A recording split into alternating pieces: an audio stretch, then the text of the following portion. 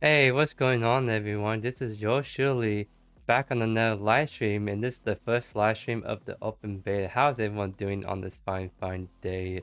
Hello, James. How you doing, my friend? Welcome to the live stream.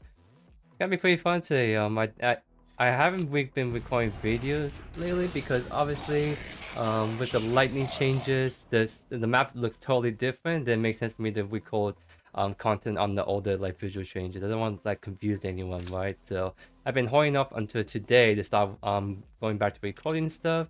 But that also means that I have a lot of catching up to do. But I think it's worth it because I point out the all epic settings right now. My game is actually running pretty dang good on all epic settings, and I actually encourage you guys to try the higher the visual settings because the performance overall has gotten better. So before, like if you gain like 80 FPS or 50 FPS on high settings, you're probably gonna see a lot more like FPS increase, but definitely varies depending from person to person. So I actually just encourage you guys go mess around with visual settings, increase it, see how your PC will like it. Because I think you guys would be surprised on how much better the game runs now on this new patch. So we're gonna be running everything on Epic. Because at least for now, I don't notice any major dips and frames in this big team fight. So as long as they like that, I'm happy to stay at Epic settings, which is good because I think that's just like best way to show off the game, especially with the new visual changes. Please play Countess. I can definitely try to do it during this live stream. I have some stuff I want to cook up on her because I think it wasn't not too long ago that I have played Countess, I believe. And there are some heroes like the Greystone I want to play to try out a new build on him. I've touched Feynman a little bit, Zedwalk as well. Also want to play Quan because for those who have been following me along, I've been trying to grind towards the Infinity skin for the longest time on Quan, and finally this week I actually got this Quan Infinity skin. So if you look at my on Meta.city page, you're gonna see like 23 Quan games in a row. But that's what it took for me to finally get his skin, and I definitely want to show off on this live stream at least once because with the new lighting changes with like the better contrast shadows on the map, Infinity skins actually look way cooler, especially, and that's one big reason that kind of pushed me to finish off the Quantum Infinity grind, so I can at least show off this Infinity skin on the new map right here. Hey, what's up, Mixie? What is up? Hello, Yuki. Hello, Gooba, and hello, Curtis. Time to focus. With this sword, I cleared the way.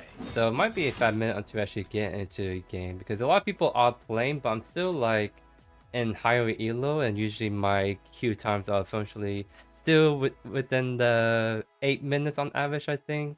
So it's gonna take me a little bit, but I'm happy to kind of chill, chat, and heal, and kind of see what's going on with all you guys. How many of you guys have tried out the new map? Haven't tried the new patch yet? I know it's still kind of early. Some people may be still at work, so I think not until like a couple hours from now when more and more people finally start to get on and look at the new maps right here. I try it. Yeah, it's still pretty early. That's another reason why my queue is gonna be a little bit longer because a lot of it's not peak time just yet. A lot of people are playing, like a lot, but a lot of it are newer players playing, and I am not gonna match with them at all. So I'm still like waiting for my master diamond or whatever high elo buddies to be able to be queuing right now because all of them are actually in the game right now. So unless one of them are done with the game and queue back up, maybe take me a fat minute. Oh, here. I'm gonna invite choice plays. I always like to invite choice plays whenever I can. And it does technically help me get into games a little bit faster. Because choice plays is a good player, but he's not like quote unquote master elo a little bit. So it's my little cheat. My only way to cheat the system is to play with some of my slightly lower MR players. I'm still gonna get diamonds and masters in my lobby. The big difference is not every single player will be a mastered or like high diamond. It's gonna be a lot more mixture in the diamond kind of role, and that's just gonna help me get the games faster because a lot more diamond players than masters players, obviously.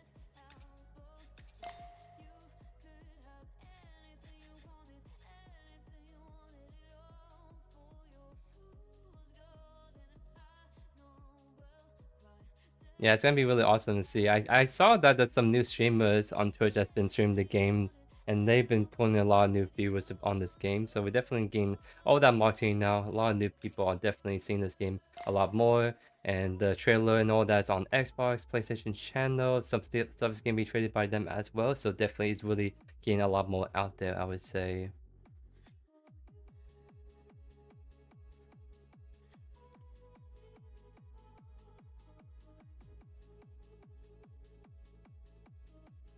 New hero for Overwatch also out today. What hero?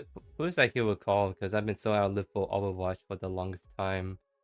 Speaking of Overwatch, I don't know if you guys saw, but there's a new like Marvel kind of hero shooter game.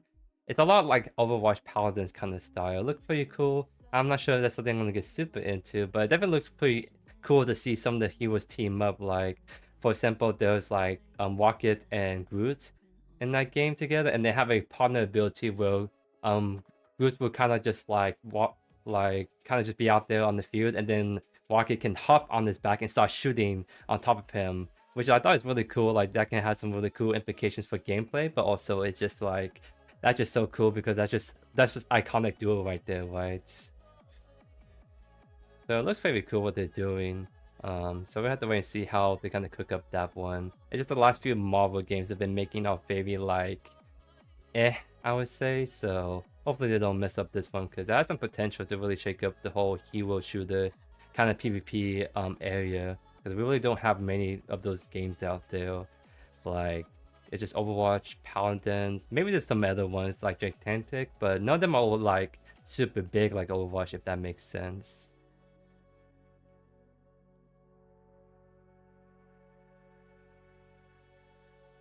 Oh, so anyone can jump on it? Okay. I mean, that probably makes more sense, because if you only unlock certain hero synergies with certain heroes, then that could just make building team comp just a lot harder, for example. So that makes sense. Yeah, like, I'm pretty sure there has to be a limit, right? I don't think anyone can jump on top of Groot's back. Like, imagine Hulk just jumping on top of Groot, and like, what's Hulk is gonna do? Like, he's just gonna fist people on top of Groot's back? Like, that doesn't make sense, right? I feel like there's some kind of limitation right there somewhere, but probably just not only for like a few heroes, I feel. When's Xbox Live? This game is open beta on Xbox right now, I believe. So you can definitely go jump in. Just go search up Predecessor on the Microsoft Store. Go download it and start playing, my friend. What's up, Kevin? How you doing, my good sir? Wait, was I not paying attention and actually left Cube by accident? Oh, maybe it's because... Oh, wait, Choice... Okay, so Joyce joined and I did not see that. Oh, my bad, Choice. Because when someone joins your party, for example, it makes you get out of queue, and I totally did not see Choice within it, because for some reason I was going on a tangent about Hulk piggybacking the roots from that Marvel game. Whoopsies.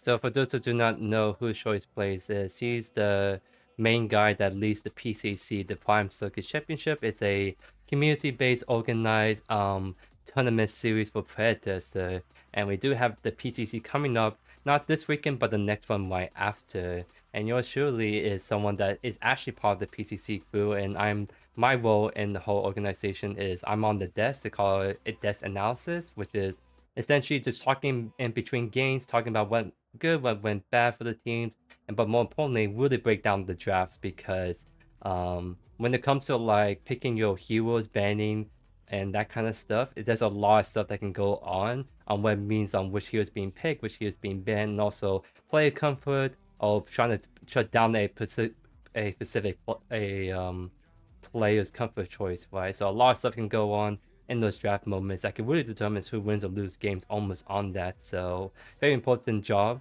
I would say. And so I think if you guys want to see JoeYoursTruly doing more stuff outside of content creation, definitely check out the PCC. That's gonna be I don't have the date. Actually, let me look up. It's not this weekend, like I said, it's the next one right after. That's gonna be the Red Robin group.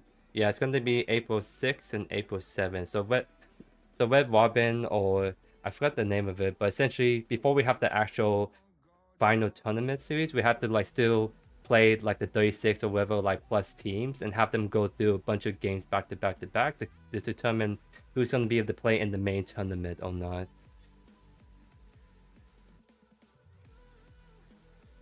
What are my chances of winning gets a rank? It should be definitely very low, because I feel like I scored the lowest because I got put on Elden Ring mode. I even saw Empty's tweet said that he's gonna like change the format of Guess the Predecessor Rank series because he did it way too hard, like way too hard. So it's like, oh, I need to like change this up, or else people are gonna be scoring 1s and 2s this entire time. It's not no fun, right? So I'm gonna take a visual limb. I went on Elden Ring mode. Now everyone's gonna go play on easy mode, which makes me a little bit sad, but I'm hoping that I come back for my redemption arc in a future video.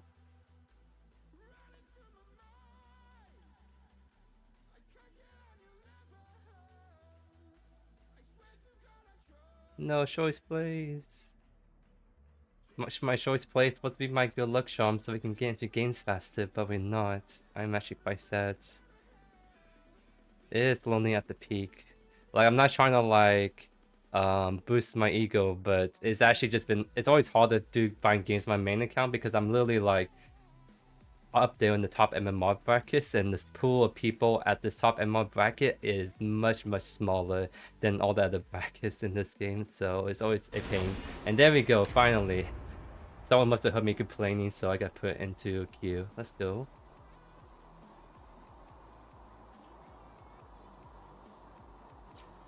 He was trying to help me a bit, but the problem was his hints sometimes threw me off and made me question myself even more. So they weren't really helpful hints. Like, there was one part where it's like, this is the 5-stack. And I'm like, okay, 5-stacks are usually only like gold diamond players, right? And then like the person, then I get something well gold. And then the person that I actually was the actual rank was bronze 1. I'm like, how am I supposed to tell that the bronze 1 player if he's a 5-stack and he actually lent both his dunks? Like, I don't know how anyone's supposed to get that. So just that.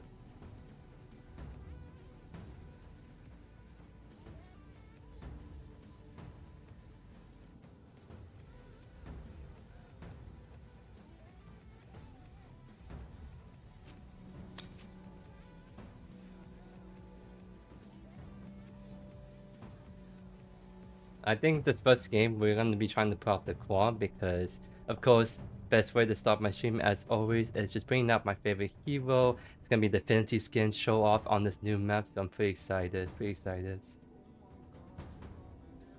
You want to try Sidewalk eventually? I do want to try Fame Mouth Greystone, so I have quite a lot of choices I want to try out.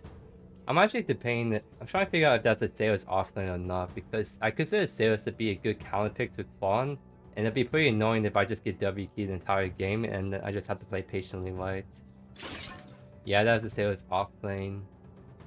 Oh, whatever, I'll just do Quan. I'm like, I kind of like, maybe I can go Silver, because Silver is actually fine against Sailors, but like, I don't want to play Mr. Farm tank on my first game. I just want to just have more fun with this first game right here and see how it goes. Look at this Quan Master art right here. It's just so beautiful. I love it, man. With this sword, I cleared the way.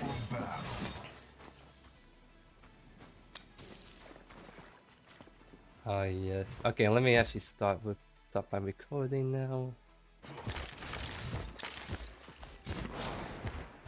Nice. We love the squads. But yeah, anyways, for today's build, we're actually gonna. I really want to do my Overgrowth Prophecy build on him. Let me click on this a little bit, because the problem is I'm against Sailors and I need to build physical armor ASAP is the big thing. So me going a non-armor iron first and not going Fire Blossom is sort of rough, to go against the sales pick, but whatever. I kind of still want to ponder the orb, and so shall we ponder the orb right here. So let me walk through the jungle because two big reasons why I want to do this clone game right here. One, I finally got my Infinity skin. It's lovely, it's beautiful. I want to show this off to you guys.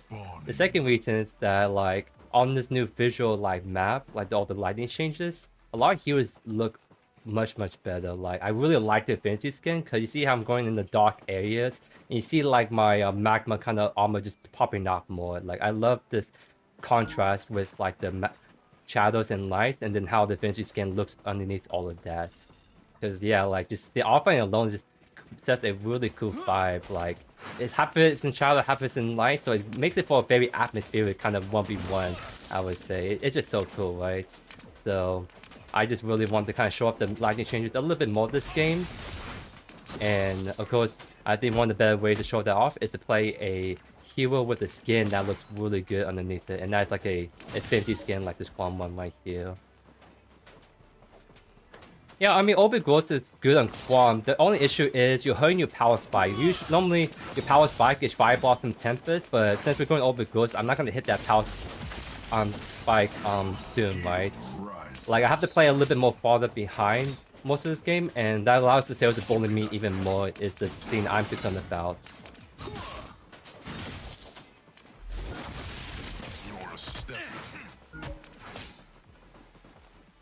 Because I think I'm gonna do Overgrowth straight into Fire Blossom, and then we do like a Lifebinder third, because I'm trying to go for a build that's giving me a lot of like magical power, but I make sure I still have enough ability haste. So unfortunately, I won't do my favorite Time World tech. It's gonna be like a Lifebinder tech to get my ability haste and return.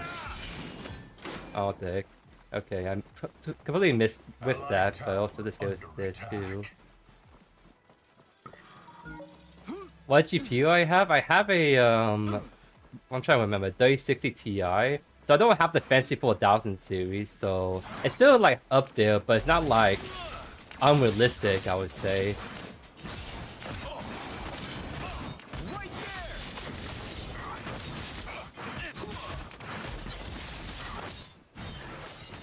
I'm getting proof on mana already.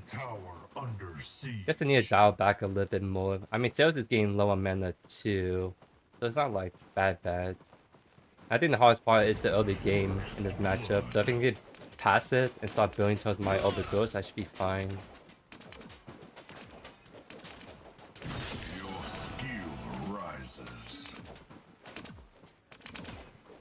Here's the jungle, the rampage, so...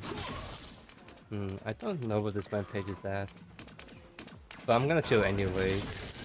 I mean, there's one lower mana, so you can't really poke me too much anymore. Because right now I'm trying to prioritize on farming.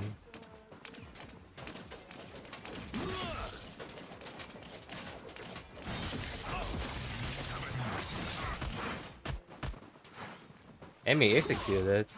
That's the Arctic support that died to something right there. Huh. Okay. Okay, we see the rampage there now. If I land the Q, I think that would have been the blink at least. It's my first game of the day, besides the one morning video, so I need a little bit of time to warm up. Just a little time to warm up. See the rampage right there, so just dodge the walk easily, back off.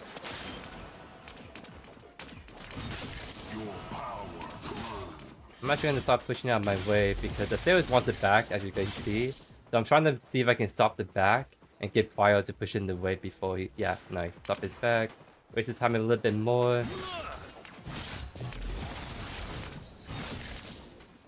Still hanging around. But I don't think the rampage is coming to gank me again.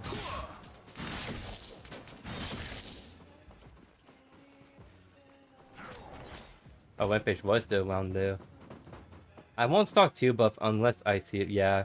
Because if I start it, then he's just gonna take it from me, right? So I just wait for him to leave before I can take that from it, though. Okay, I can't stop his back anymore, but I can at least still push his in aggressively right here. So make sure that he can miss some minions and I get a very good reset. I kind of know him, he can't really kill me, especially with a big wave like that. so I'll just ignore him. Put that out. Level 6. And I get a pretty good reset right here. Yeah, that's the trade-off of overgrowth. You sacrifice your early game for a lot stronger late game. So like, the tricky thing though is like, you would think overgrowth just works fabulous on farm, but if you don't build the right items, it doesn't feel as good as you would hope. Like, going full tank with fire blocks and plus matrix and like armor irons feels really good consistently. And so when I do like an overgrowth, same kind of build style, right, it doesn't nearly feel as good as I like. Like, it's a little bit strange. Like, you have to build certain items to really take advantage of the overgrowth, so it actually feels like a great mid to late game power spike. So, I mean, that's why I'm gonna try to showcase a build that I think takes really good advantage of that, which is like overgrowth, fire blossom, life binder. I think those kind of items as your core is a really good way to play the overgrowth playstyle.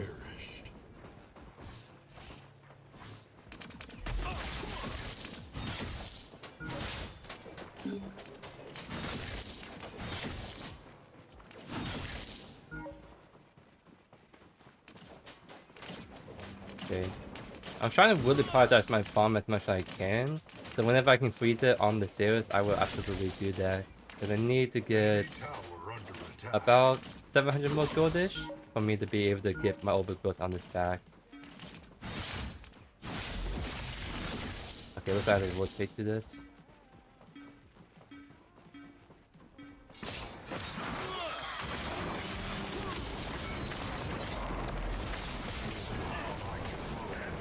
Oh, I actually can't blink after him to kill him. A little unfortunate. You know what? I'm gonna see if Sales is doing lazy back still. Okay, he's not. Because I was getting slowed by Gideon, so I actually couldn't follow him with my blink to finish him off. So that's a bit unfortunate, but I still got the blink out of him, so that's quite nice. I'm actually gonna stick around. Normally I'll back just to match his back, but at the same time though, right, I really want to get my overgrowth on this reset, so I will wait a bit more. I mean, I'm almost there. I just need to get like 2 more waves at most, and I should be able to get it. Because I'm still healthy on mana.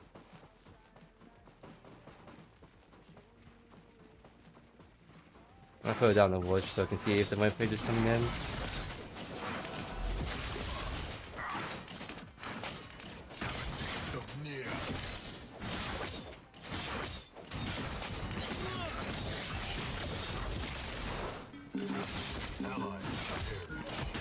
He rampage right there, but there's no ultimate, right? So we're actually fine.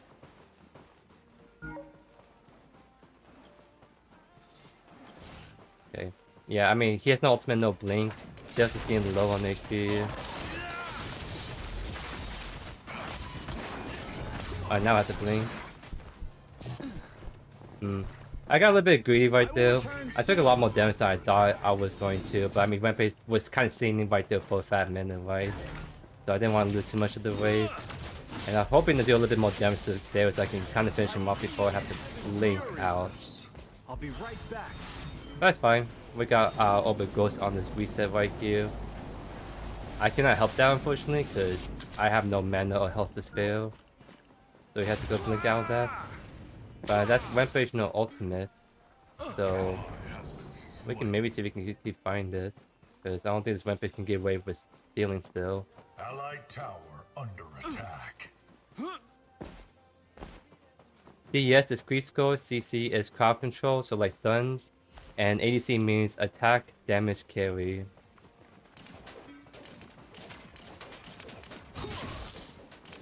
Alright. I'm feeling pretty good. We got overgrowth at 10 minutes. I'm gonna start bringing the fireballs immediately afterwards because the armor and consistent AoE damage is gonna really help out a ton. And I realize I haven't emote at all, so I'm just gonna emote in the lane. Just at least I can do once, except there's gonna be a rampage right there.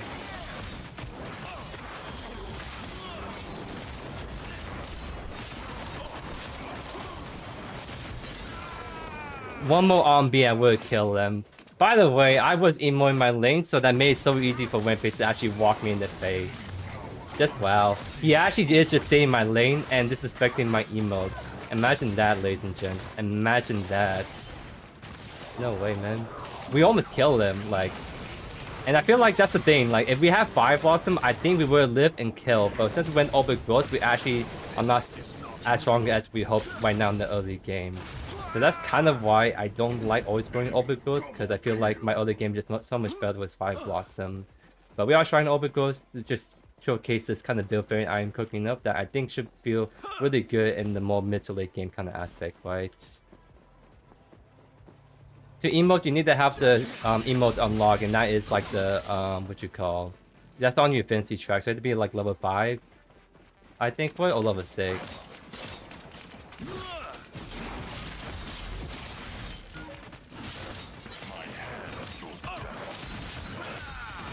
Okay. He's walking pretty weird. I know he has no ultimate, so that's why I'm kind of abusing my abilities on him a bit.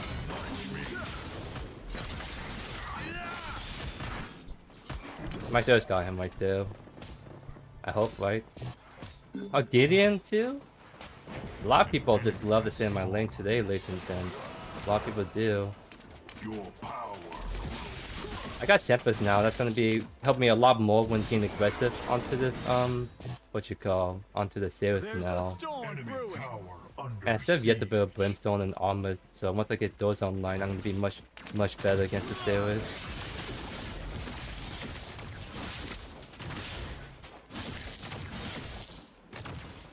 I don't think I have enough time to take down the Torrent with Series coming in, so I'm gonna take my 2 buff and just immediately reset.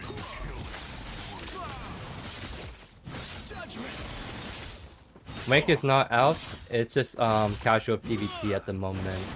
But if you look at the one of the Twitter posts on the Predecessor official Twitter, there is a kind of like a timeline to show what's in order. So there's like a 6 item, casual mode, rank mode, and then like much more after that. I think is what I said right there. So rank mode is gonna come out soon, but not quite here yet. It's kind of suck. I had to wait a little bit longer for this, but we take what we get. I just really think I need this back so I can have a much better time against the terrorists in the lane phase. Under attack. Okay. Augmentation, Assassin Quest. So yeah, see, he's actually going a lot more bursty damage, but he's also a lot more squishier, which means that my burst damage on him is a lot more deadlier. So yeah, I'm feeling pretty good now. Not mini prime. If he's not pushing that wave, he might be on. Their rampage might be on mini prime, and I can't check that right now because I have a wave to catch right here.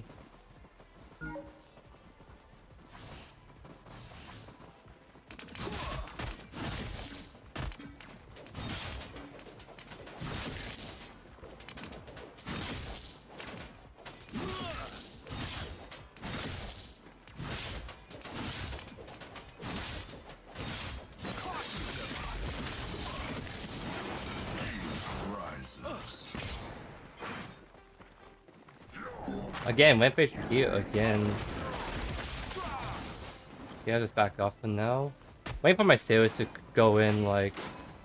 Nah, Being's right there too, so we actually have to back off a bit. All the people in my lane, like, what? Let me farm in peace. I'm trying to ponder my orb. I need to farm in peace to do that, though. Unlucky. He does want to be on the YouTube video, except he's just missing all his walk besides the one time he landed on me when I was emoting, so he's just an embarrassment to society. Sorry, it just sounded funny in my head. I'm not trying to be too talkative right there. Why is he still hugging though? Okay, now he's into mid, so I'm actually good to push up.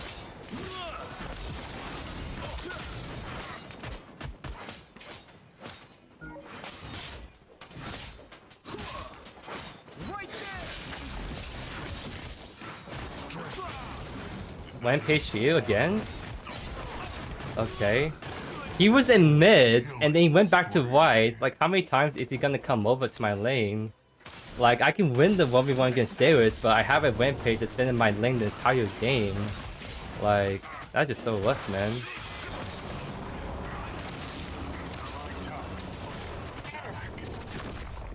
That's actually just really rough.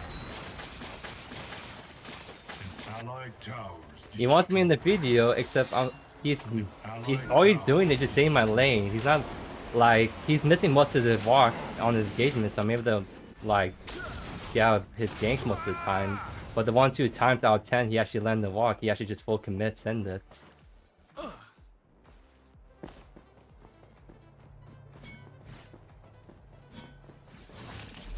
Ay ay ay. I just wanted to get my old conduit right here, that's what I want.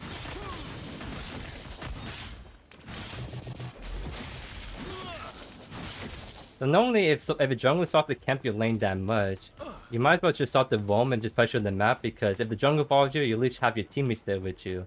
The issue is I'm pondering my ult, I need the farm minions to stack, so me rotating is actually going to help me in the long run. And plus it's a Gideon mid, like it's just so hard to kill a Gideon that presses E and then it's up in this tower already, right?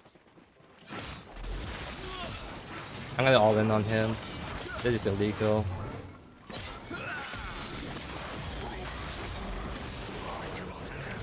Okay. So you see how easy it is to just kill him? I know I have the jungle to help me, but like there's no way he can walk that way. Sparrow? What the? Why is the ADC here? No. What? Why? Why is there 5 people in my lane? Why is there 5 people in my lane? Why? It's not just Rampage, it's the whole entire team. Oh my goodness. Like there's the whole thing like a streamer like mentality where like people will camp your lane just because you're a streamer, but I have not seen it this bad in such a long time. Like I don't remember the last time an enemy team played like this against me. Like what the heck? Oh my goodness. Alright, Fire Blossom. I'm feeling better. I'll feel better once I get my overgrowth, but 5 people keep coming to my lane, so I've not been able to farm this game. A little sad, a little sad.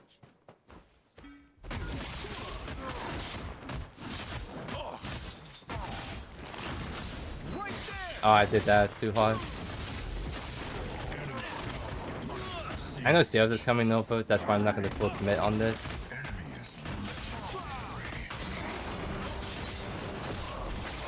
Do I actually die right here? I guess I die right there because Sales has his Arcane. He has his ultimate up already. Cause then we just kill him and he uses his ultimate and then he still has ultimate again. That's crazy actually. That's actually crazy. I mean my bad for like trying to 1v1 the Rampage only for Sales to just come over and ult me immediately. I'm not feeding, I promise. I'm not feeding. I'm scaling is what I'm doing. That Rampage is feeding, that Sales is feeding because they overstay. Trust me, this KDA will get better once I can actually start to like rotate more to mid to late game team fights and then farm up at this point.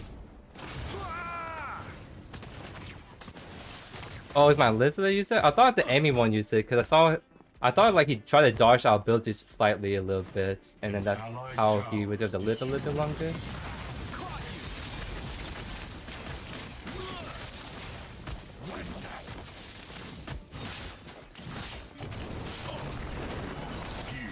Like this is minute.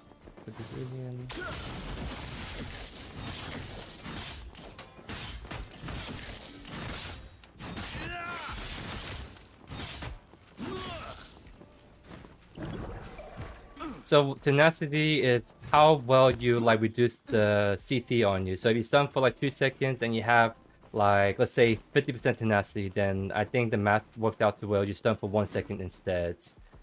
I think that's how it works. Don't quote me on it, but it just pretty much means that CC is just not as powerful against you. So if you're like a tank or you're someone going to get a lot of CC, then tenacity is actually quite helpful to build out. Okay, can I get away with taking down this tower real quick? Looks like I can. Nice.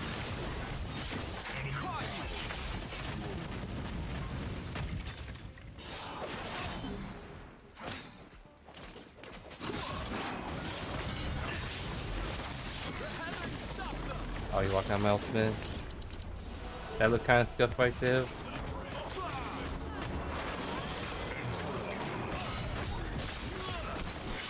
He's built his hurt a lot.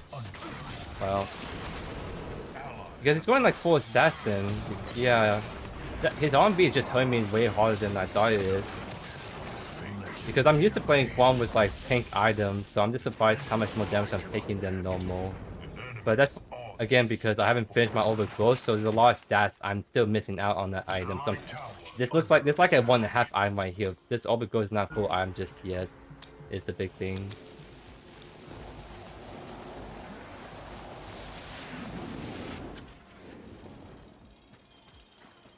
A good place to find good counts for characters.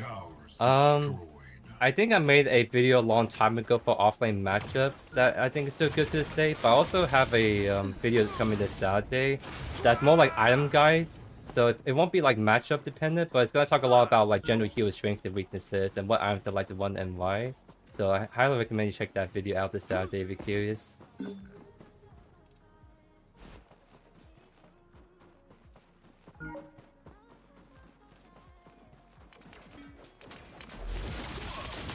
Yeah, then that item guide video is gonna be perfect for you then. I'm going back. Okay. I got my overgrowth finally, so I'm gonna reset, get that item, and then we're gonna make our way to that fight happening on the left side. So August died. I still think we can run the Fainters, honestly. We just need to get a good pick, like for example, if they walk into here maybe. Oh, they see us though. Ow. Okay, there was a wall right there then. I actually got CC and just busted down. Wow. Okay. That spell is 13 and 3. I just realized she's been actually doing really good this game too. That's my bad then. I thought like we can catch them, but only means they just walked up and the Sparrow and the duo was just right there already. Why is everyone saying I'm beating this game? Beating is what? Nah, I'm not beating this game. If I have 5 people in my lane for 20 minutes of the game, then that's not beating, that's just unfortunate sniping right there. Because in most of the lane phase, I was actually really doing fine against the Sailors, but because I got ganked so many times, I didn't really carry my lead against the Sailors. So now he is in the best spot to me because he got a lot of love from his team.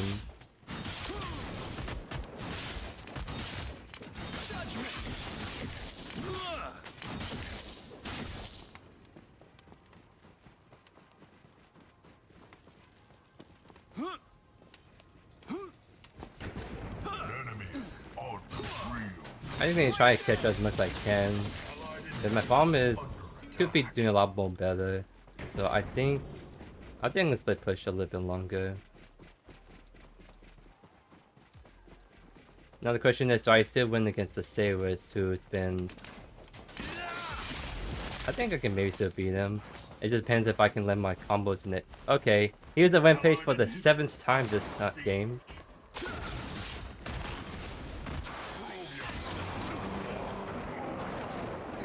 Oh my god, bro.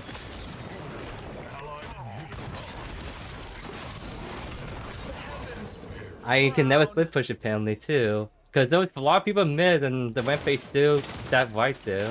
Okay. Oh yeah, I'm not bothered by it at all. Like, it's just like, that's just like, I'm not feeding. It looks like I'm feeding now because I'm 1-6, but I'm actually getting followed this entire game.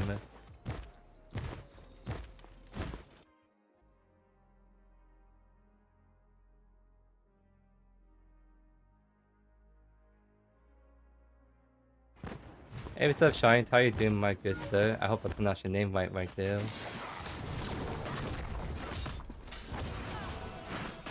I'll play this out a little bit more. Because maybe I still need to cook with this build. It's just really, like I said, it's really hard to build overgrowths on Quan. Because it hurts your early game a lot.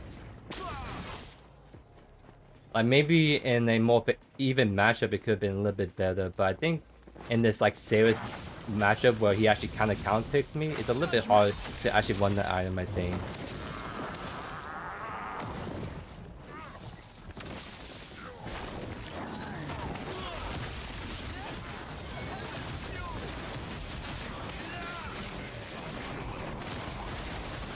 trying to dash in. Let me dash in. The wall actually blocked me the entire time. That wall lasted so long. I left my Q there on purpose because I was trying to like wait for the Colosseum to go down and then I E towards my swords. But that didn't happen.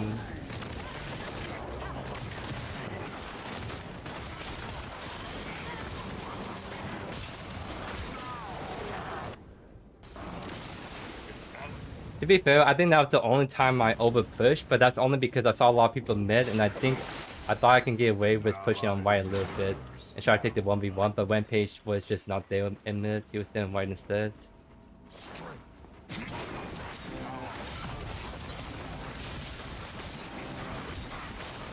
Wait, it's actually crazy that we still haven't killed the T1 tower on the left side. Because when there were 5 people on my right side, that would have been the perfect time to take down that tower, but we never did actually. I didn't blend it right there. So good, I'm definitely gonna run it back. Because obviously, like, my team was having a rough time right there. No one was really, like, trolling. It's just more like the other lanes had it really rough this game.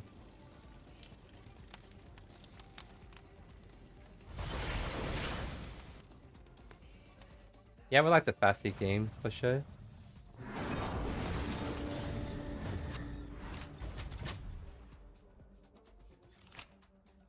Let's see how the next game would go, because I feel like I need to try to cook up this farm build a little bit later. Because I feel like if I'm gonna get in a lot more like harder games like this one with 5 people on lane, I definitely want to build my normal irons where I know like the limits of those a lot better, right? Like I said, that one time where Rampage ganked me, I felt like I would live and kill him if I had win Fire Blossom instead that game. And that could have made a huge difference. Like, if I can kill the Rampage that early by myself, I think it would snowball much better and it would have been as rough in the off lane. With this sword, I cleared the way. We'll see what matchup we get in the off lane again. Because I did say that I have other heroes I want to cook up. I did my obligatory Quan off lane for like this. So we could swap up a little bit for this game. Because there's other stuff I want to cook up for sure.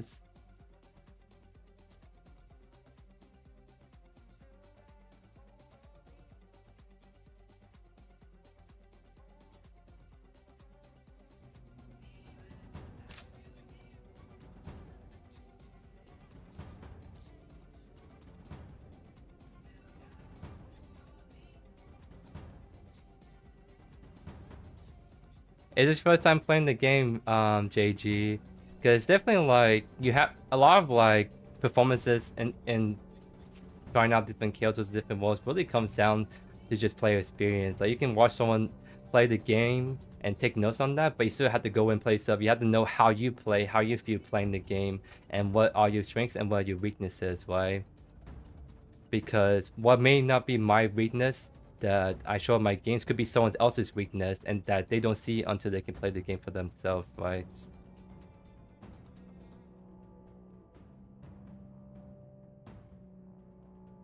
I think I played against Soul Reaper a couple of times.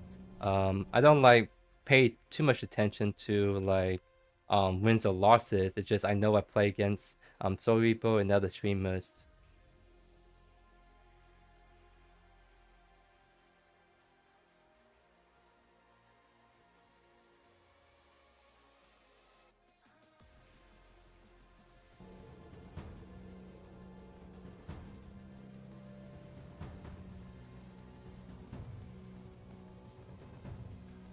Okay, let me think.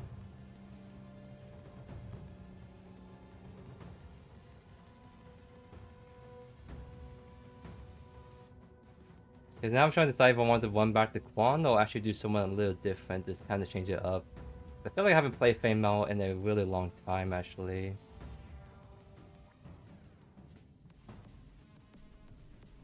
I guess it really depends on who the last pick, and then I can see who's going to be the offlane in this game.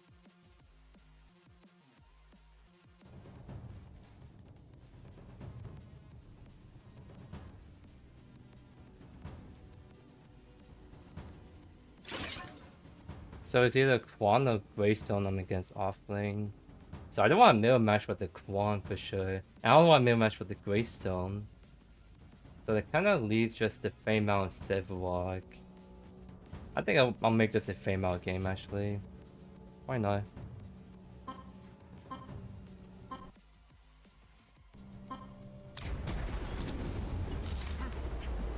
See how this goes. Wait, it's actually kind of crazy. No team actually has Arcus right now. That's actually insane.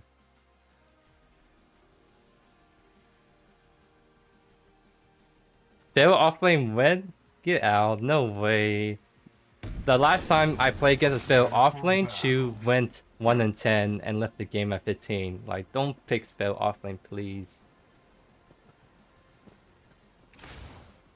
And welcome Leon to the Truly Trooper squad. Really appreciate you, my friend. Welcome, welcome. Who are we against? Against Junior, Jungle, and Pinzo. Wait, is that Pinzo offlane? Wow, okay. How about a rematch then? Okay, so... let me think on this a little bit more. Actually, let me actually start this recording. Yeah, so I think for today's video, or rather like this game, we're actually gonna play a more standard kind of Fame Out build.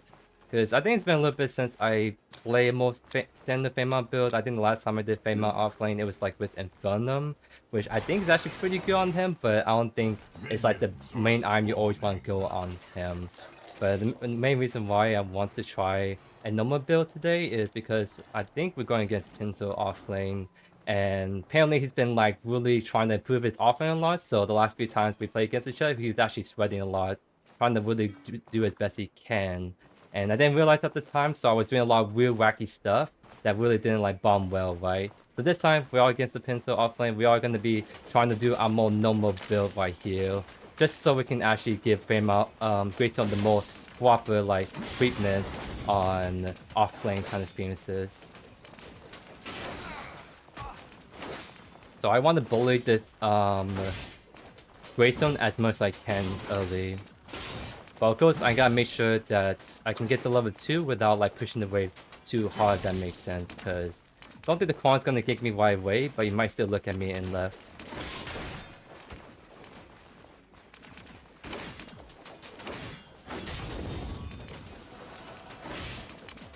I'll back up a bit more because of course I don't have the level 2, so I'll sit back a little bit more. He's doing the same thing he did before too, by the way. Wait, that actually hit me right there? That's actually crazy that his basic attack range hit me from all the way right there. Like, what the heck? I was not expecting that at all. Okay, I'll go for Q, but he has the wave in a good spot, so I actually have to give up the level 3. So, just gotta respect him a bit more.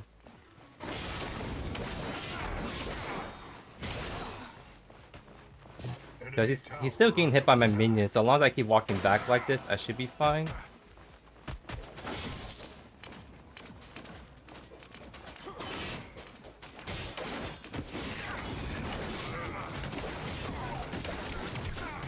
He took a minion shot for that, and he's only like 1 HP, yeah. Okay. Well, my point should be able to finish him off. I don't have to like go follow that. Because it's kind of tempted to go in, but there was a minion wave right there, right? And so, like, if I chase him too hard, I may actually die to the minions alone. So, I mean, he got punished right there. Good job by the team. Because last time he did the same thing where he WQ'd me really hard in lane. The only reason why he got away with that is because, like, my jungle never kicked my lane at all. So he kind of did it for free. But this time, my jungle punished that really greedy kind of aggressive play with that. And Pinzo paid the price for it.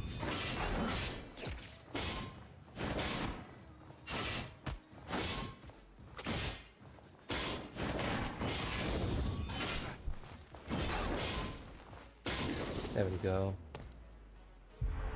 That should give me enough for Soul Chalice because I want to start stacking the mana as always. I'm actually debating on where I should go. Because either I finish up Mind Racer so I can get instant wave clear, so I can better match the Grayson pushing power. Or I go for like Omens for a better power spike in the 1v1 trades. Let's kind of play this by ear and see how this goes because think Pincer may try to freeze the wave on me and try to what's the word? He may be trying to like play around his wave a lot, and if I can just instant clear the wave back off, I think that would be a bit more better for me personally.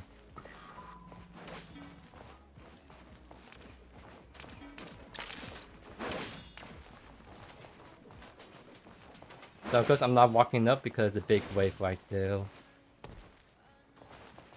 So yeah, I think game Mind Wizard could be pretty nice if I have to like fight him in this wave a bit better. His E just really like hurts a lot. Because once he sticks to one slow on you, he can just keep hitting you right afterwards. Is what I found. So I just gotta like give away the on-B out every time he uses his E like that.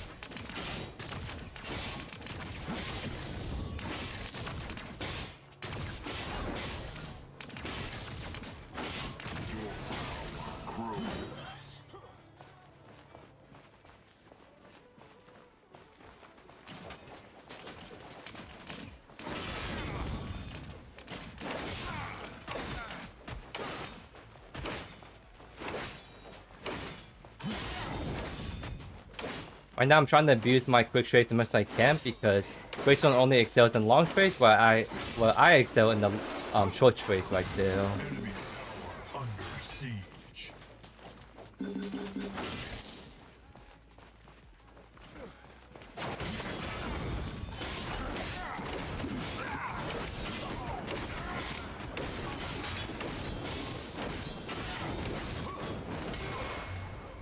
Okay, we got the blink, nice.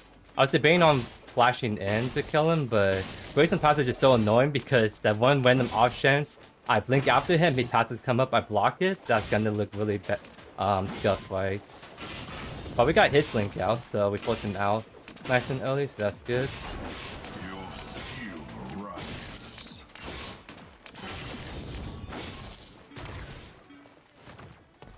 An enemy tower is under attack. Okay, let me think. He's going Brimstone, so yeah, he's going for the tankier build by now already. I think I can think on a little bit more what I want to do. By the time I need a reset, I need to like commit to Mind Razor or Omen right here. I think I might commit to Omen. I want to try that strat out rather than going Mind Razor first every game. So let's try that one out because I think that'll make my trading a lot better because then I get the WE and have my on-B off a lot shorter cooldown again.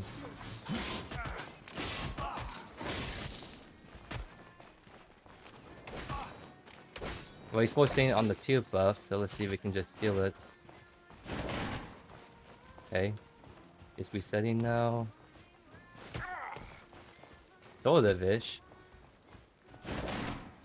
Okay, what's this? What is the tier buff doing? The wave is still pushing towards me, so I still have a wave I can catch. Okay. We finally have the clone over, so I guess we're back off now. Because I mean, I didn't miss that many minions. Like the whole time, like Pinsel missed my entire wave that got killed by his bigger minion right there.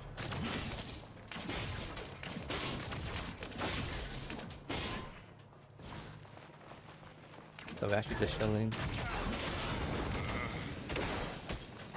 Wait, says E, nice. Uses Q now. The thing is, he has ultimate now, so it's gonna be hard to kind of lock him down and kill him. But with the Belka, maybe we can kill him. Now use ultimate. Find the wave, try to see if we can kill the Quan. I also a little bit there too early, but we still got him with the Belka execution, nice. Yeah, that wait, it's going in.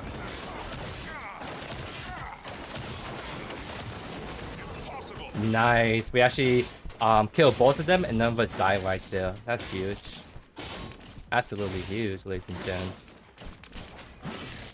Yeah, I think I altered like a second too early. I was trying to predict right when the execution comes up, but I was off the mark. I might have to blink right here. Okay, we blink.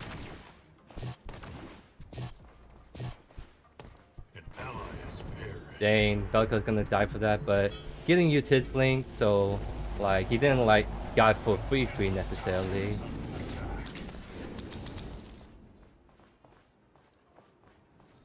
Yeah, it was almost perfect, and then he didn't happen to have Blink right there to finish off my Belica. I'm pretty sad right there. He got so low too. If I didn't got the hit by the Q, by the Gideon right there, I think I would have stuck around and blink in and kill him on the tower, because he got really aggressive right there, right? No, Belica, just your sacrifice will not be in vain, my friend.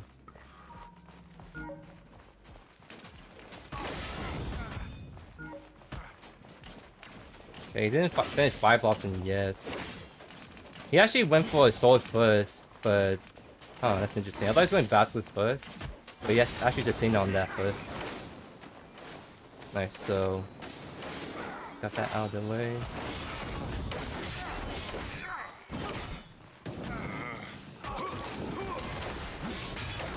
Yeah, he's gonna dive me into the wave like that. Interesting stuff.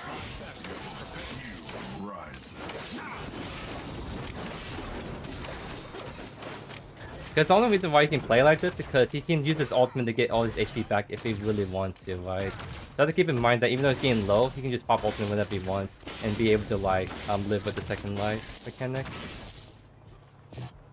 But that's why I just always hold onto my R&B, so if he does all in, I just back off immediately, right? I just gotta make sure I can force the ultimate out of him, then I can just like look to pressure him afterwards.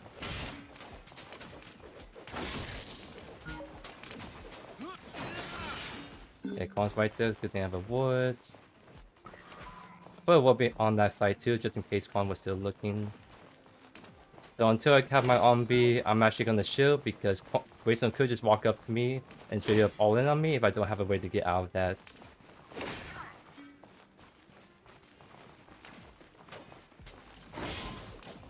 Oh, I did that too early. Yeah, he's trying really hard to trade into me, but all I need to do is literally hold my R&B and I'm shielding straight up.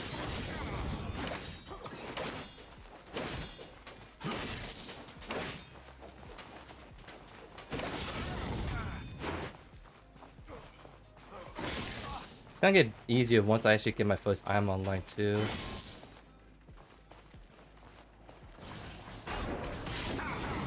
I feel like he was baiting with me with his ultimate right there. That's why I didn't want to commit my R&B just in case he was actually trying to go for that.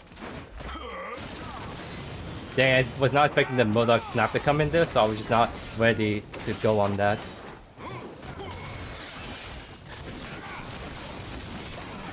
Oh my god, the Quan blink in. Unfortunate. Yeah, I did not see the Great Modok ultimate come in there, so I just reacted too late to that execution. But both of them don't have ultimates. Quan just uses blink, so if they catch the Quan, I think they can kill. Oh, Grace Punch got him. There we go. Really huge. So my team's actually doing a really good job responding to the off lane. They're punishing the Greystone when he's getting too greedy, and then when the Quan is hovering that lane, I get the counter gank from my team right there too. So very nice. Hey, what's up, Troll? How you doing, my friend? Sorry, I've been actually pretty focused on this because Pinzo is trying to grind out the off lane, and last time I played against him, he pulled off the spread beads. So I think he's fighting again, so I want to make sure I give him the proper off lane treatment this time.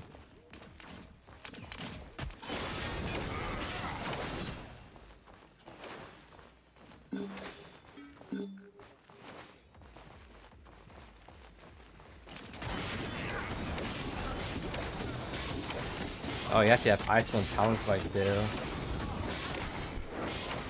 Oh wait, I flicked that. Not too. Oh dang! I tried to flick backwards, but I actually went into the wall instead. Okay, that's actually my bad. I flicked too hard right there.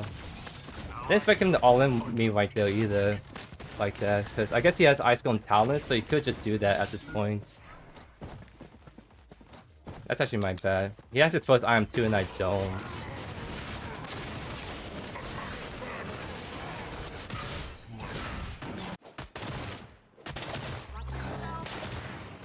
Yeah, that's why I've been very cautious on how I'm stepping up. I kind of thought I was fine to step up a little bit right there, but the one time I did, he immediately all-in on me, and I didn't have my army to get out.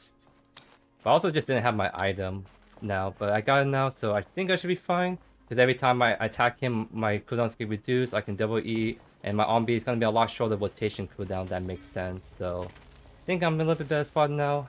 I just need to like scale up as much as I can.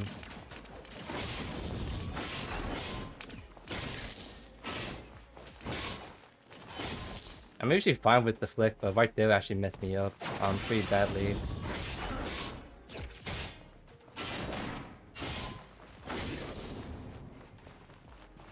Allied tower under attack. Okay, this is a little bit illegal with how deep they're going for this dive, so I'm gonna rotate for this one. Perished. He was going over here, so I'm gonna just finish it off. Enemy tower under Oh, come on. siege. I'll just ult. I've been able to ult this game because you just can't ult a Greystone with ultimate, so right there. We just got it right there.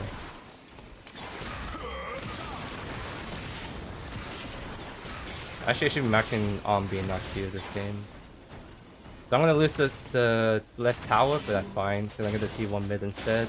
If anything, that allows me to farm a little bit better. And give me more time to defend if I have to.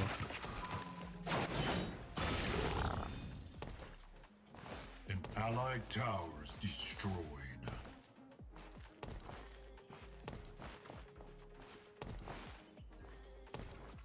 Yeah, I love in the visual. You can kind of see right here how everything looks, right? So it's actually looking like really crispy right now. It's only gonna get better because not all of this stuff has been done yet, too. I'm gonna draw the camp. If he's gonna hover me like that, I'll draw the camp, so you actually can't kill this. Oh. He just ran up right there.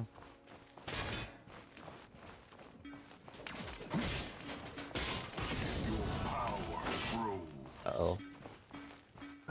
The Greystone is right behind him, I think. Has been slain. Good job. Nice job.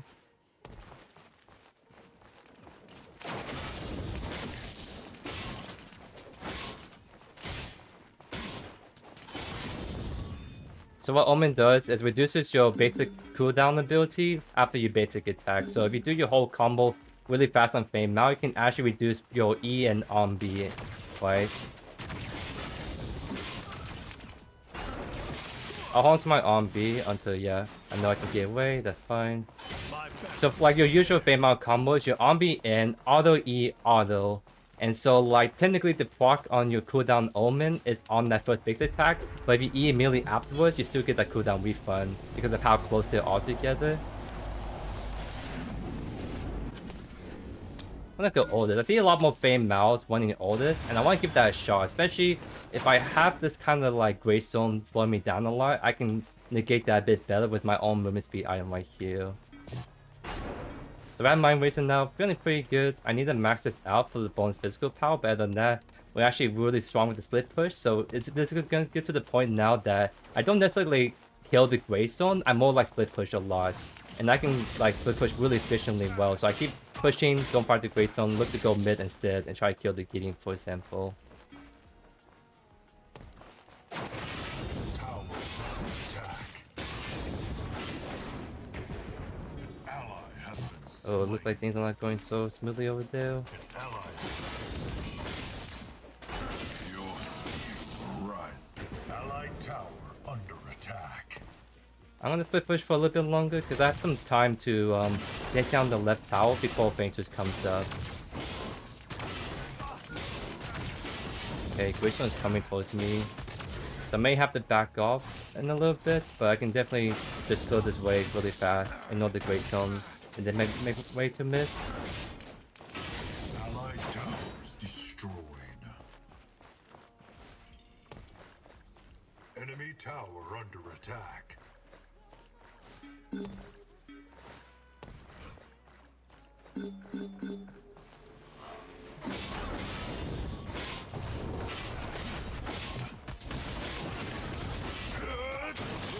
Nice, we caught him slacking right there. That's a huge pick right there before this Faintus fight.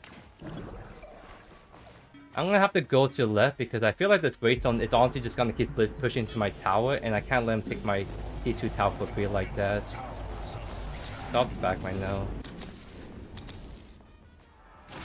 Oh, he did not actually commit to that. Wow. I mean, you see Quam mid, he gave up the Faintus, so that should be free anyways. I just don't know know where the Grayson went, and then he maybe tried to steal blue, but he's not. So he's still missing.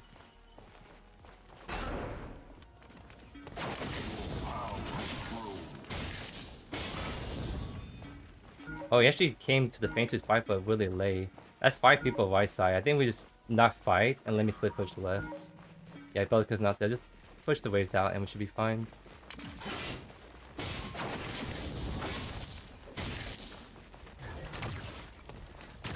Because Raymond is just so good split pushing because he's very elusive.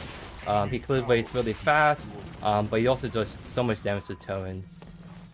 So I'm actually gonna try and go for this red buff steal before the Quan comes over.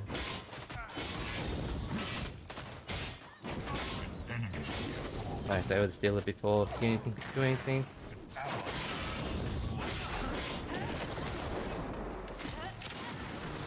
Oh, I didn't know she was gonna commit to that right there. You know what? I'll still look. I feel like I can catch his getting off guards if he's backing right here. Wait, he actually walked all the way back. Okay. Oh, he was fine right there was where he went. I was trying to figure out where he went. But he actually hit behind the pillar right there. That's fine. Just trying to see if we can catch him just slacking in general.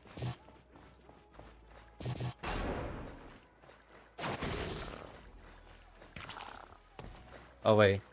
So like the funny thing is, if no one took the river buff and the next one's wipe out the spawn, you can just get 2 of them at once.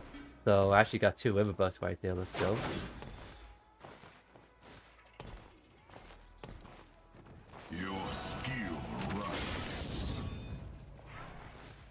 Yeah, I was sort of thinking about it, like if I reacted faster, I think I would follow the game pulled. I just did not expect the Belica to immediately ult that. Was my thing. So I was just too slow to react to that.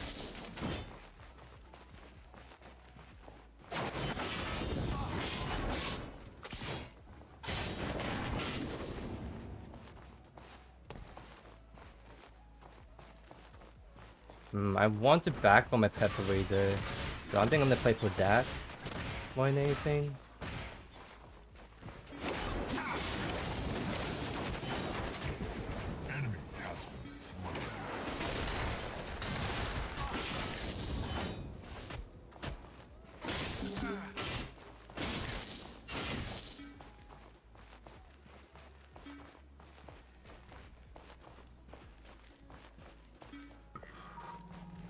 Okay, yeah, Graystone's missing left. I think he's rotating if he's not like in the jungle right now. Your power grows. Nice. I got Pepper Raider. I'm gonna back for that because it's actually gonna be nice against like these two who are building armor. Or just in general, if I want to slow them down more, I can definitely do that now. So a little bit of work for early game, but we came back a bit more right there. And now we start to really scale as a kind of split pusher that rotates occasionally for like kills. So like, I might actually rotate over here if they're going my quench. I'm just too far away to go push left more, so I'm gonna opt to just help my quench. Enemy tower under siege. Just make sure he can get out more than anything.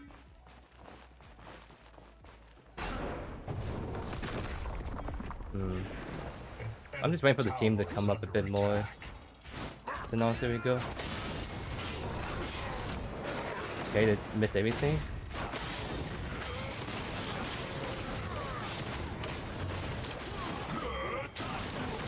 We got 2 of them. I'm gonna go on the steal now.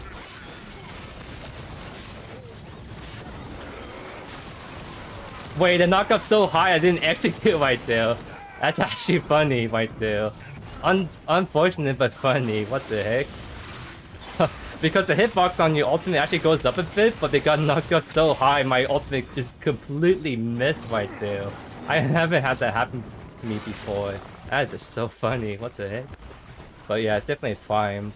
5v4. Well, 4v1. We don't have the Modak here, but we see what the spawn is at.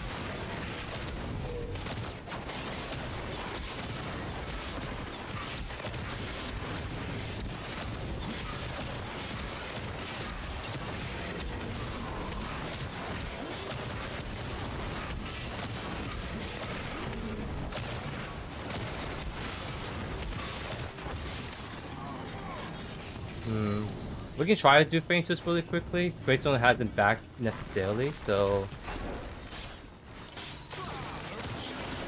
Oh, we got the Quan slacking. Oh my god, again, he's getting knocked up so high. Nice. I think we just do Feint Twist for free now. I think some of us need to actually back to get gold. So we should be a little bit careful, just a little bit. Alright, I guess we're gonna go on the steal.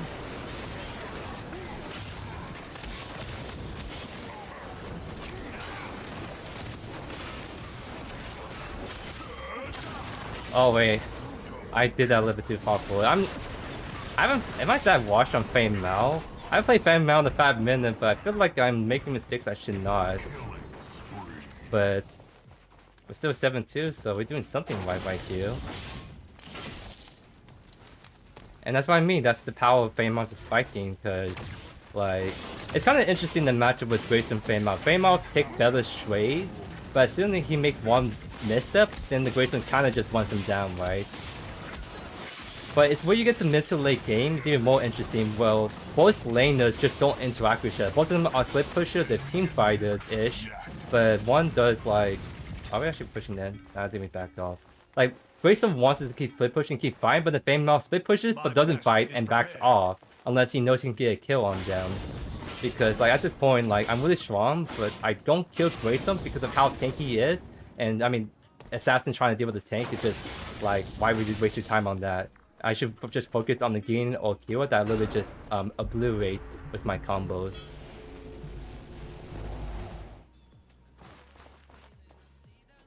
Enemy towers I'm actually gonna go to the left. I'm 2 levels up. If I lose this, I'm actually be surprised if I lose this. Oh wait, we actually kind of slapped him.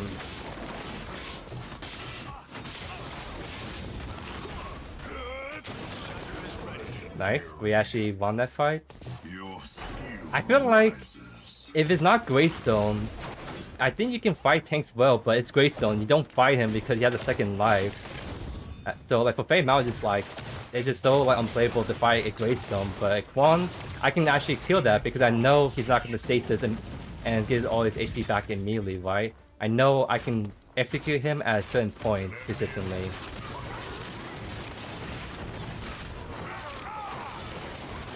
Oh my god, he lives.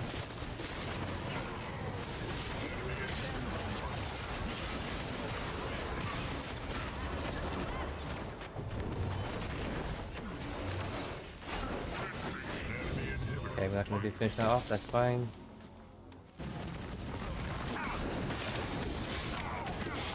He has no ultimate, by the way. So he kinda just did Pinso Enso right there. Oh no, the Steel's doing the same thing? Oh, I entered my ultimate right there. But we're actually still chilling. 8 seconds? I don't know if we can push anymore, we just don't have the HP here. But actually we can probably end this as long as we can kill the boy.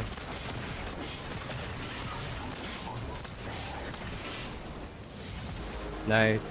No, okay, so whenever I banter other people, it's like just joking around. Because I think people like it when I banter because I'm always so chill, but then I come out with the random banter out of nowhere and it catches people off guard. But I think some people dig that up, right? So just know that I never truly what I say, right? Me and Pinsel always banter each other all the time, right? So don't take it too seriously what I say sometimes, especially when I'm like calling out people. Oh yeah, no, for sure. I just want to make sure that people know what's up. Most damage on our team, most damage in the game. Yeah, I mean, it didn't look like we were doing... Like, our other game wasn't bad, but it wasn't, like, very dominating. But at some point, we went from 0-2 to 10-2. Because we just kept picking up kill after kill after kill. And, I mean, that's just what Fame Out does, right?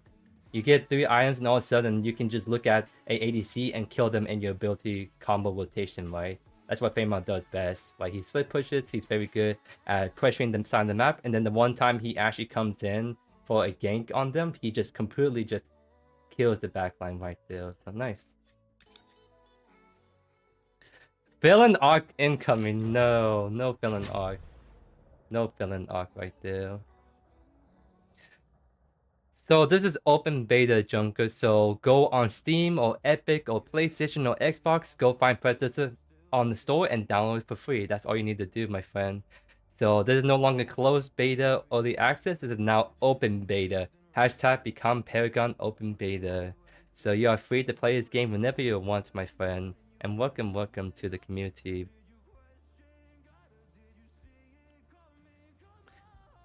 Joe Keen. I kind of like that, Joe Keen. It sounds like joking. Wait, you did that intentionally, did you? Because I would say I was joking, and then you went Joe Keen. And I'm like, oh, I see what you did right there. Kind of spicy. Hold up, I think I'm getting messages right now. Give me a sec.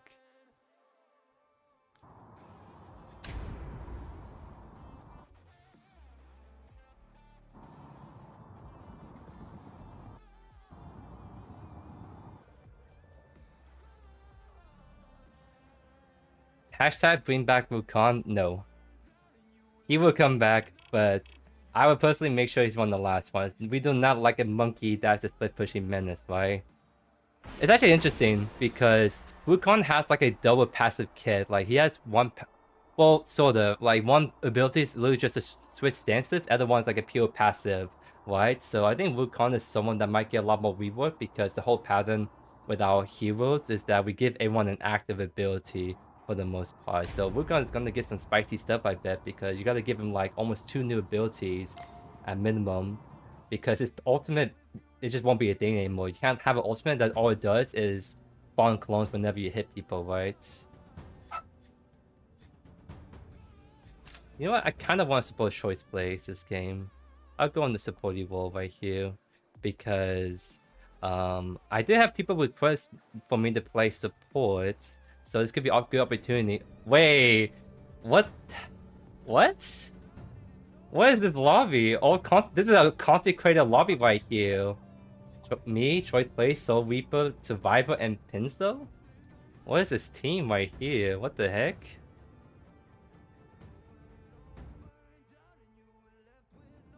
This is a game of lobby, but I'm curious what's on the other team if we're all on the same one, right? This is actually really wild. Okay, so now I gotta figure out who I want to play, and I kind of feel like playing Big Orange Man right here. Because he's actually a really good support. I consider him to be one of my best supports, actually. And if I'm in the gamer lobby, I want to show them the JoeYoursTruly support special, because this is just my guy to go, right? Yeah, I'm gonna lock in, because I'm just looking at the other... Someone wanted crunch support, but I'm not gonna do a crunch support in this gamer lobby. I'm just not gonna be that guy that's gonna go crunch support, and then I have all these content creators looking at me like, Joey, what are you doing, my friend? Right? I'm not gonna be that guy this game. So, we do get to choose which skin we want. Am I feeling green? Am I feeling red? Yellow? I think I'm feeling this right now, actually. This is what I do.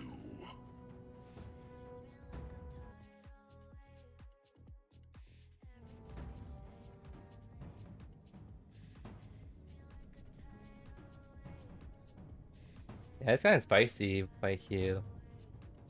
I always like a steel support because I feel like he always fit in team comps. He's always just, he gives everything you want. A frontliner, a dive support, a peel support, CC everywhere, right? I feel like steel just fits everything really well. Like, I feel like he rounds out this team comp a bit better because Crooks can frontline, but he's not the best one. So Shinbi can't do that, right? So I kind of like this Wasteman right here. Right? If I went like Decker, then we really don't have a front line, which would be a problem, right?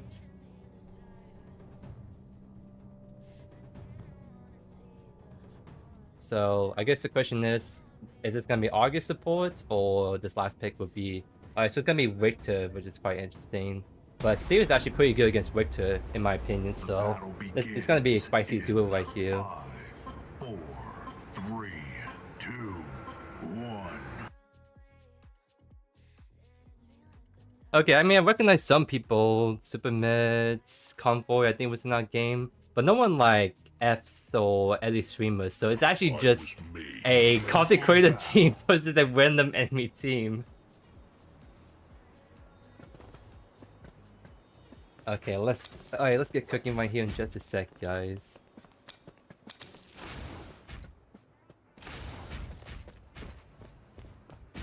Like, can you imagine you loading up to a casual 5v5 game mode, and then all of a sudden you just see a team of only content creators? It always seems like we're all stacking, but we're not.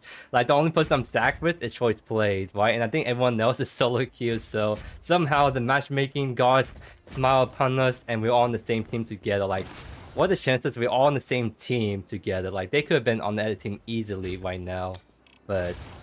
no, like, we're on the same team. This is actually going to be a gamer lobby right here, ladies and gents.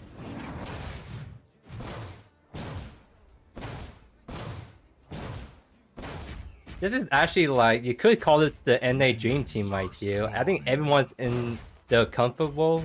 So Reaper, of course, on Bellica, Survivalize Jungle a lot, Choice on ADC, Pinsel on Offlane, which is my role too, but I actually like support a lot, just people don't realize it.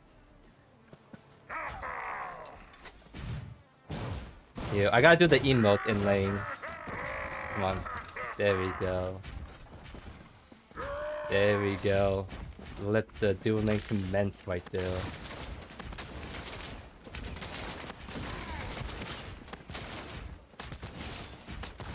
So when you're playing steel support, especially against like a CC support like Victor, your goal is to play more defensively. Because you do best when, let's say you see your ADC gets on stun, and then you immediately ball wash him with your Q and CC their ADC, and you can actually turn the gank around, not the gank, but you can turn the trading round to your favor. So like, you actually don't want to get too aggressive with steel, you want to rather like wait for the enemy team to spawn, then you're gonna respond appropriately, right? You gotta be careful, right? Because we're actually gonna lose the level 2 pretty significantly, so we cannot get hooked right now. No, I said not to get hooked! Sorry, I said not to get hooked. I said it, but you obviously can't hear me. Unfortunately.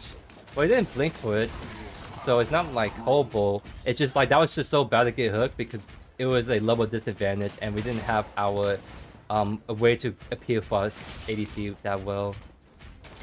So I mean, I'll step in front and try to like be the one to get hooked because my mother, if he gets hooked, he may die the next time.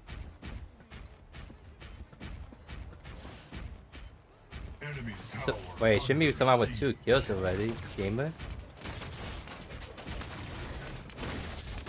See a clutch right there. I should be careful right then. I'll keep an eye on if they're trying to invade my Shinbi, but other than that, I have to soak up this XP right here, because it's a big mini wave, we need to get level 3 ASAP.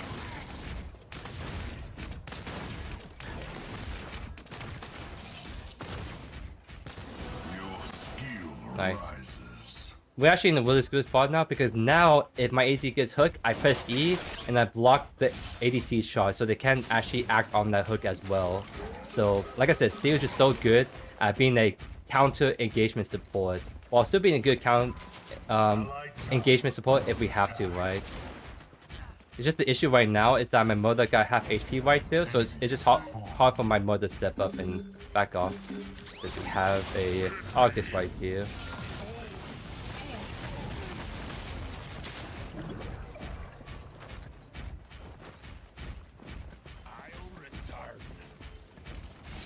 I'm gonna stop his back right there just by walking up, so he really need to do.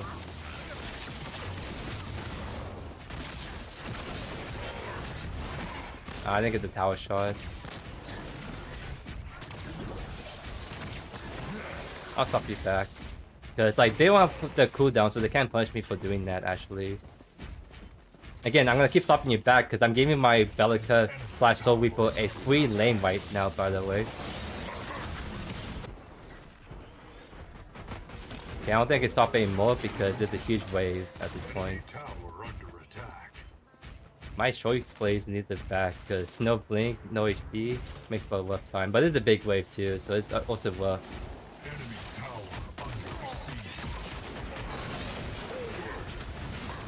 Oh, we got tower shots on the Victor? I think we just go... yeah, there we go. There we go. The bait's for my Soul Reaper right there. Good. Yeah, that's the first kill. You're welcome, my friend. You are welcome for the free kill by the support yours truly. support JoeYoursTruly. That actually has a nice ringtone to it. I like that. No choice. I must Nice. recharge. So even though I was a little bit rough, we finally got a kill on them. So the first one to die in this lane is the Witcher, not my ADC.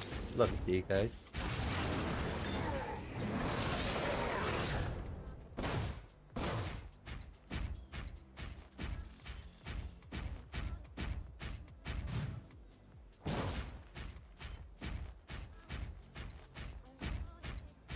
By the way though, I don't think the matchmaking is like super problematic right here. I'll check the players after this, but like I think for choice he's like Diamond, Master.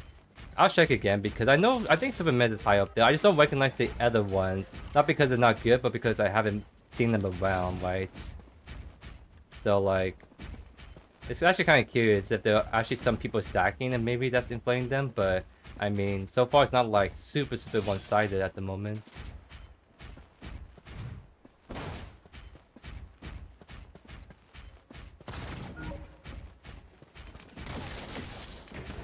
enemy has fallen.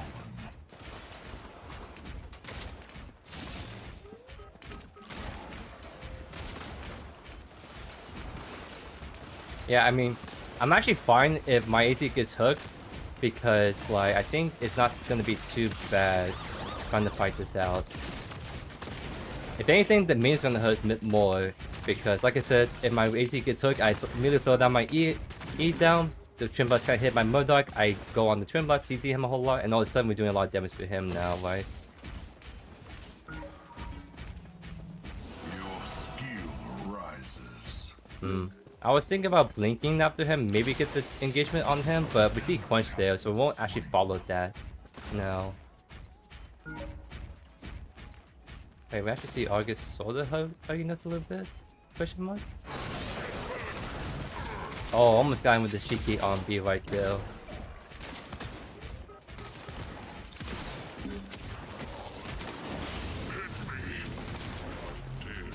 I'm trying to see if we can get the Murder to step up with us, but I'm not in sync right now. Because if the Witcher died, then I think there's the opportunity to actually just go really aggressive on him for once. But we can at least get the gold buff real quick.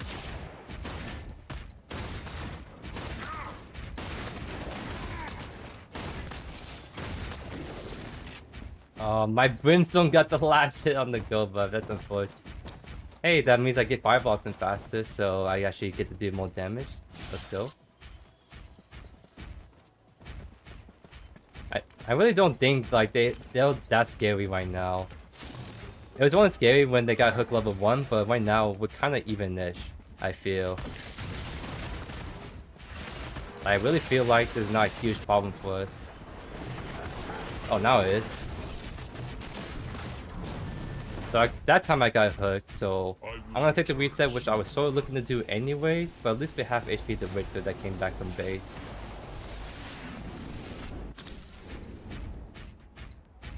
So Brimstone is a AoE dot damage around you constantly, right? So somehow my last dot got the last hit on the gold buff is what happened right there. Once we get 6, I feel like we go super hard, by the way. That's another thing about Seal Support, is that he really comes online once he gets 6, right? Oh no. I think my Bellica may just be dead because dual lane is all wood pain right now. Wow, Dark is just so 1 HP too. They may actually go for this. So I'd be on the lookout if they do. Because we have our jungler on our side now. So if they go for it, we can contest. If not, I'm gonna try to get level 6 right here. And then look to kind of get, yeah, it looks like they're just farming right now.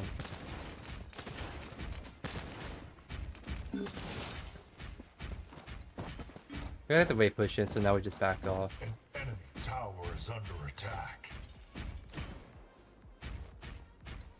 Okay, Bunch is doing this full camp, I think. Yeah, it looks like he's going to full camp.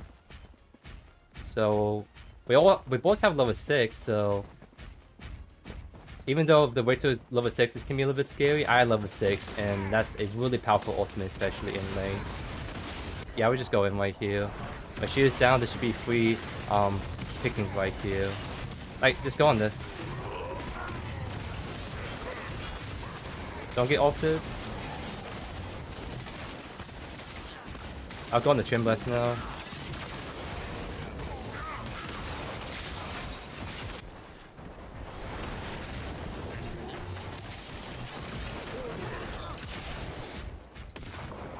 I dodged everything, nice. So it kind of sucked that my Moda got killed right there, but that's because the August was also there to like just kill us, right? So I think that was actually fine with how things went. It 2v3, my ET died, but I killed the Victor, so it's not like super bad right there. Kind of surprised my Moda wasn't doing more damage right there to the Victor. Because like that Victor was so pushed up the entire time. That was like the perfect time, just kind of all in right there. I was hoping to kind of CT chain him before he used his ultimate, but the Monarch didn't have enough damage to really finish him off, unfortunately.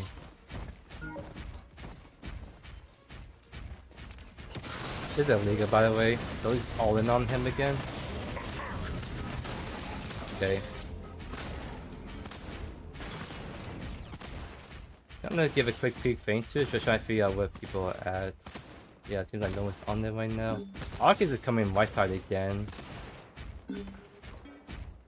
Trying to keep an eye on if he's actually rotating. Yeah, back off. He's right there. And that's just what you need to do as a support. You need to be the one that knows what's going on the map. To be a good support player, you need to have very good macro and tracking abilities. So the fact that I saw the Arcus, not that I'd see him directly, but I saw him rotate and I knew that he was going for the gank, so I told my Moda to back off immediately, and we were able to see him coming in, so we actually didn't like die or anything at all.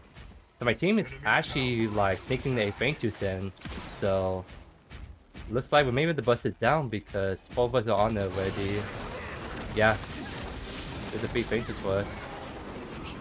Wait, go right here, trying to help the Predecessor.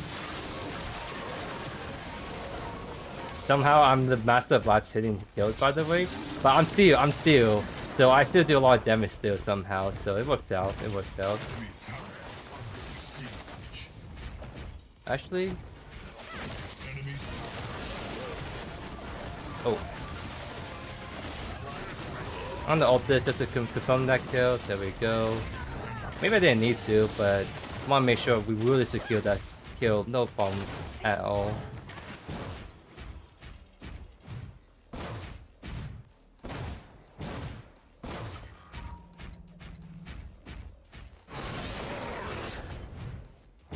Oh, I think the tower's gonna go down because that's a big wave. Yeah, it's a bit unfortunate. I won't take that wave right there because I'm gonna give that to my ADC to farm up off of. So nice, we get Fire Blossom. We have our with Marcus, and now our engagement is about to become much spicier.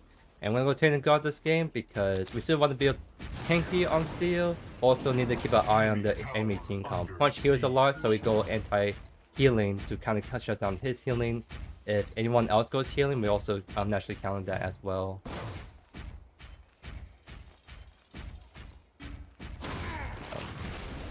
Good. I think Pinzo is getting ganked right now, so I'm trying to tell him just be careful, back off a bit. Okay. I'm actually gonna see if I can just jump on this August, if I'm being honest. Wait, he jumped on right here. My Bellica is not healed though, is the issue. Wait, we attack right though. We actually just go right. August is coming in, but we're gonna make sure we're putting in between us right here.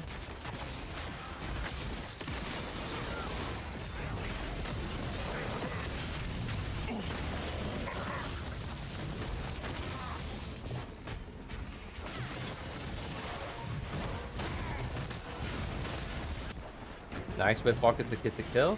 Nice. Yeah, I was actually surprised the duel went super aggro right there. I know I wasn't there, but they knew I was around the area. I was looking at August first, but because they push up like that and I was already pushed up, I was able to actually sandwich them in between so they have nowhere to run, essentially.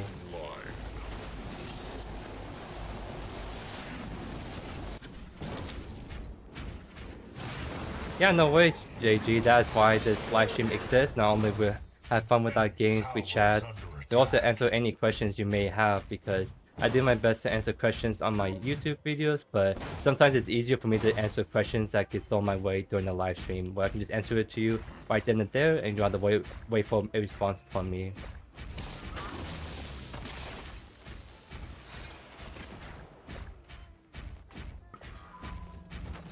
Okay.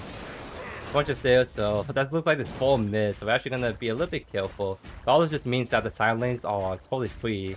Brooks is free, Mother Scene free farm, so actually shielding. I'm coming my way.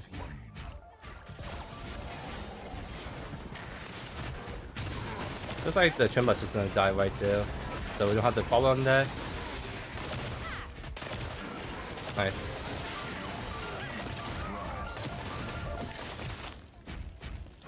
Oh, on my way. Let's help the Pincer rat. Pincer off. Pincer out, I mean. Oh, I almost saved him in time, but he literally just died in the last second possible. Oh? No, not able to get him. No way. Oh no, so he was going for it. He went for it. No. What's Pincer bit? Echelon Cloak? That's why he died, because he's building Echelon Cloak and not his normal items. Then the Pincer, if only building normal items, he would live, and then my Flash alternate would look way better. Come on.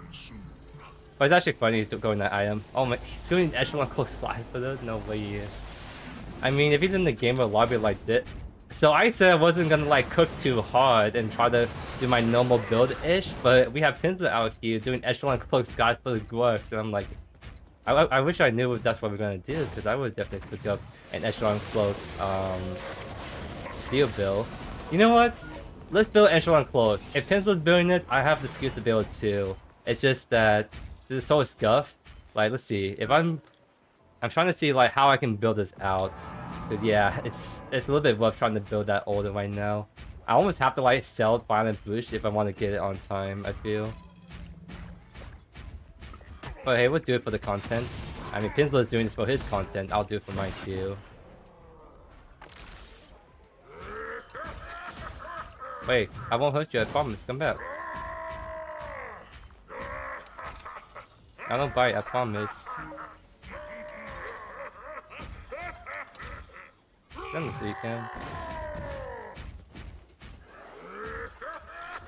I mean, my team is around here, so if they decide to disrespect my emotes, we'll go on this. Okay, now my belt is here.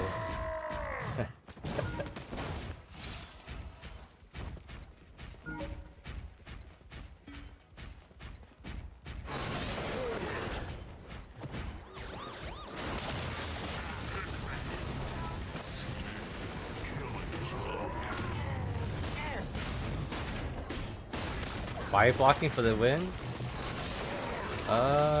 Dang, I can't whip walk this now anymore. We have to blink out, so that's what matters most.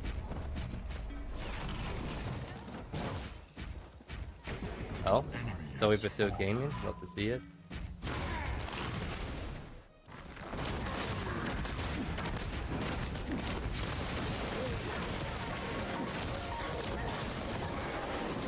Okay. How scuffed would it be if we sell our items and then maybe that'd be enough? Let's see how far we're off from Echelon Cloak. Still not enough. Okay, next back we do. The very next back we do, I think we're gonna get enough for Echelon Cloak. So I guess I need to get about 900 more golds, 1000 more golds, sell my 2 items, and then get Echelon Cloak second. It seems like that's the plan. Maybe I have attacked the Soul Reaper mid lane wave, I can probably get away with it. Sorry Soul Reaper, I'm gonna attack your wave, because I have Echelon Cloak to build out. Like, imagine like you have an Echelon Cloak and Steel on the same team. Imagine that and how frightening that would be. Like, I'm gonna speed farm this so hard so I can actually get Echelon Cloak on time. So I'm actually thinking I'm gonna try to steal the triple cam. I have 5 Blossom, so my damage is actually not too bad, as you guys see right now.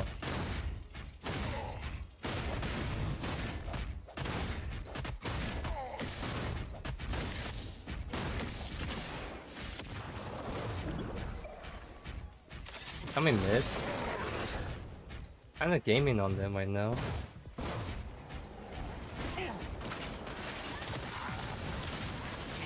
Oh, got the last hit. Finish off.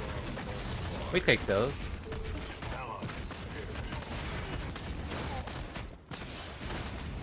Sorry, I'm taking you cannon. No, I want the cannon.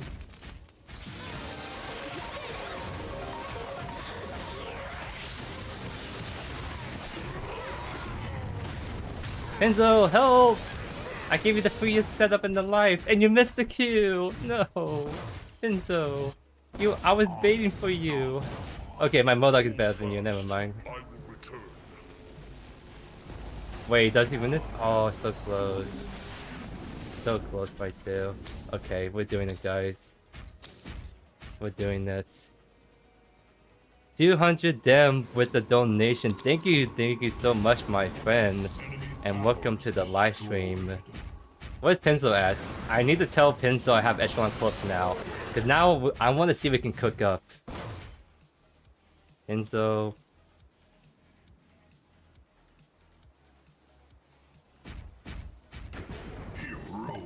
I'm hoping he sees that. Like, I want to see if we can do something funny together. Okay, he said okay. Well. Is the T2 tower down? Blue side jungle. The blue buff is about to be up. I feel like that the crunch is gonna be here soon. I'm guessing there's gonna be crunch here soon.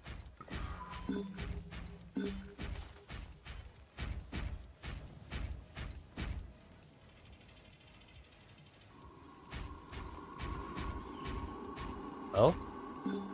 This crunch has to be coming in here, right? He has to go to his blue side jungle right now. So I think they're gonna come through there.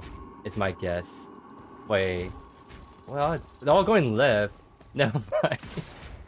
Wait. Wait.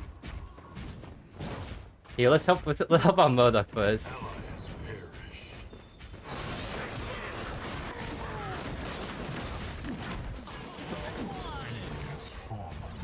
Okay. Operation Cloak is no go yet. Dang, I'm trying to figure out where the pathing, because I really want... Wait, how about... Let's go right here. How about we stand right here and wait for them to drop down? Because we can go invisible, walk through the wall, and now we wait. Oh, wait.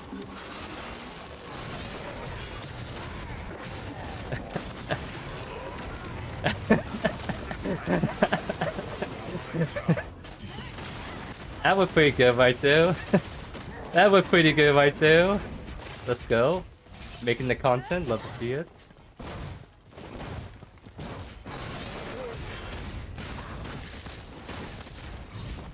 Thank you for stopping by, Macy. Hope you have a good one, my friend.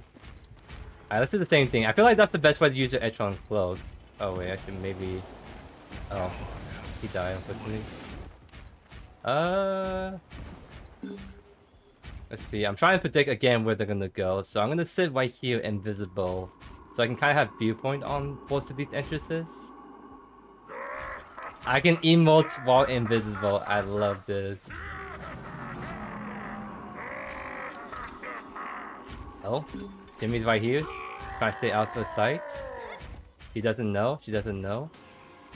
Wait, she took the wall? Uh-oh. Wait, my position is not compromised yet. My position is not compromised yet. Okay, I'm going in now. I'm going in for the team. No. Okay. Wait, there's no way Pinzo solo old prime at 24 minutes. Does he actually? Oh no, it's starting to get sketched now. What? Oh no. Wait, they know! Oh no. Oh no, my team is slowing. Where was our Pinzo in that time of need? God dang it. What a lead! This is what I mean. Content creators were bent to each other like this, so that was... It came out extremely toxic, but that's funny. Oh my god. I mean, there's no way it works with 3 items can solo old farm at 25. It's just not possible, dudes. I think Pins was solo semi-trolling right there a little bit. By disappearing acts.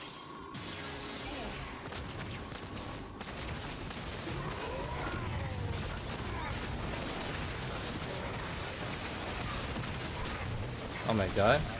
How? Wait, my Murloc died right there. Wait, how did he die right there? I'm the one that got focused by the team there. Oh my goodness, okay. Guess we sold the semi-trolling now. Gotta bring him back now.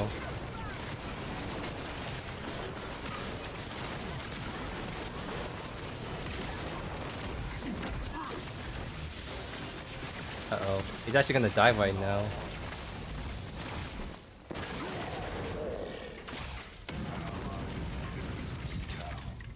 Wait, we might actually lose this. We need to clear this wave ASAP. Go, Modok. Wait, it's just me right now.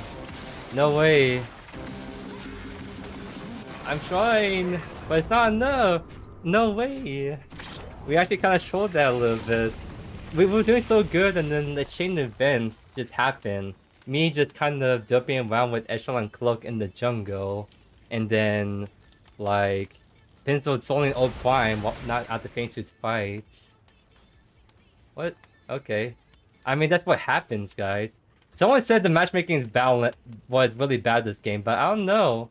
We actually semi-troll and enemy team capitalized on that really hard. Someone said matchmaking bad, but we lost still. Interesting.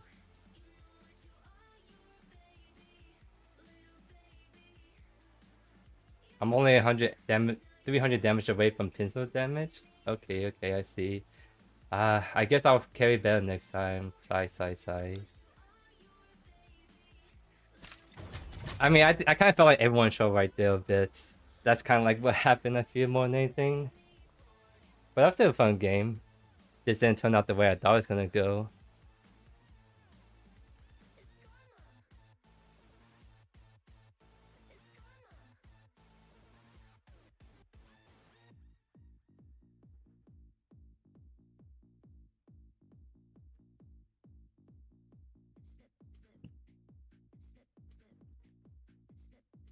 Yeah, I mean, I'm going based on meta, which is not like a shoe like ranking of like actual MMR, but it gives you a rough estimate, and the gap wasn't really that big in that game. So it's definitely not like a bad unbalanced game, right? I don't know, we kind of cook a little too hard with the Echelon Cloak, a little bit too hard.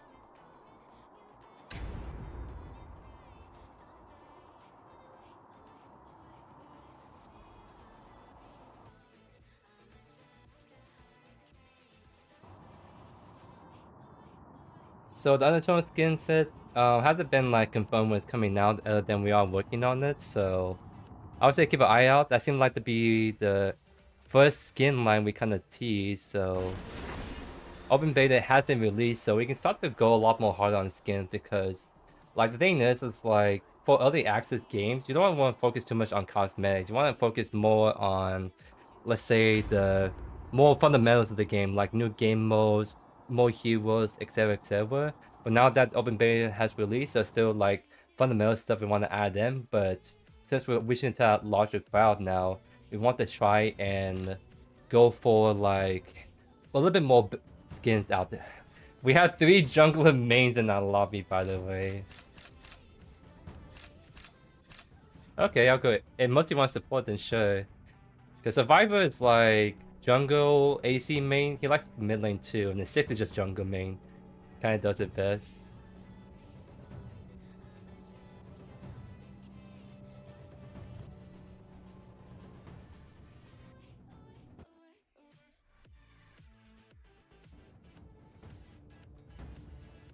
So I think at some point there's gonna be a way to get what you call, be able to get like the early access bundle skins, but we haven't confirmed it just yet when that will come out.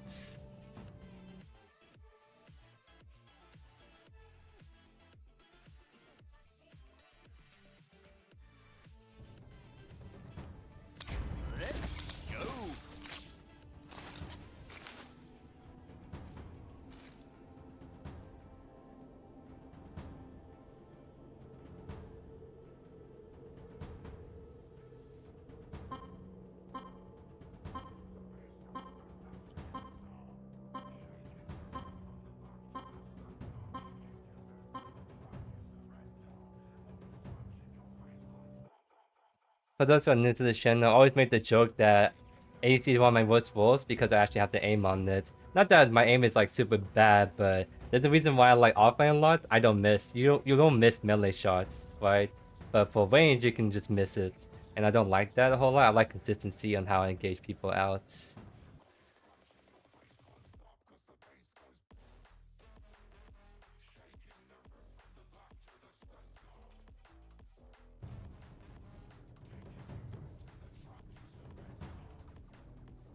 No, so when we add like PlayStation, like Xbox, for example, we did it so that we have more ways to reach out to more people without slowing down the development process.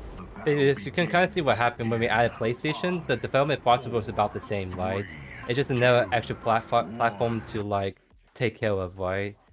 Because like, of course, as we're like growing the game, we're also growing the company too, right? So it's not too big of an issue for us to like what you call be able to handle all these multi-platforms while slowing down development stuff.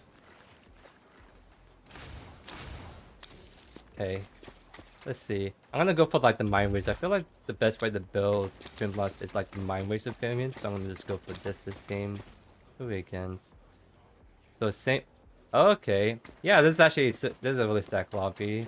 Like, cause I now recognize all these people: Lava, Tekken, Post DJ. Interesting.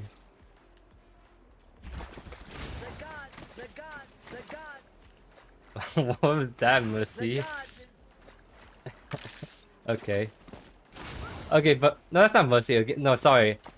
I'm getting confused because I have a lot of like gamers in my lobby, and there's 3 jungle mains technically, and of course only one of them can take jungle, so the 6 got the jungle role, and then that was someone else that was doing the sales emo. But anyways, hello everyone. We're doing Mind Racer and Venom, cause like I feel like the best way to play Trim Blast is this like ability spam penetration builds playstyle. So of course Mind Racer we're on the go, but we're gonna do something a little different and try out Infernum because Infernum a while ago got penetration added to it, and I think that's gonna make it a bit better item for this build especially. So I'm gonna try to build it second after Mind Racer.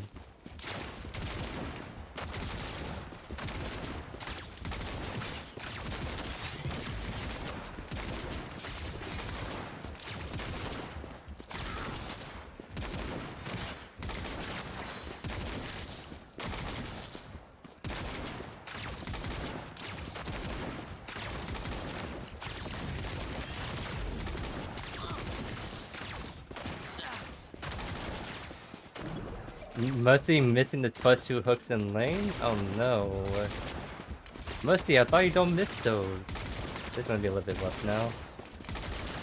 I think the best thing we can do is try to fight for level 2. And hopefully we get it hooked the second time. Third time I mean. Oh no, he's just not having a good game right now. Yeah, I actually overstepped right there because I forgot that as soon as the Witcher misses the hook, they just go look to all in right there. So it's my bad that I can step up right there, but I'm not the one that's missing 3 hooks in the row. So 4 hooks in the row now. Mercy, my man. You seem a little dizzy right there, like that Grux spray right there. Seem a little rusty on the hooks. Huh. I guess we actually got poked out now, because now it's really hard to step up without just getting obliterated by the Decker. Because I want to at least bomb good enough to go soul shots and I'll take the reset. Because the scary thing is I get stunned by Decker Ball and then I immediately get blown up before I can blink out of it, right? So I have to like just pretty cautiously right here. Oh, I missed that CS.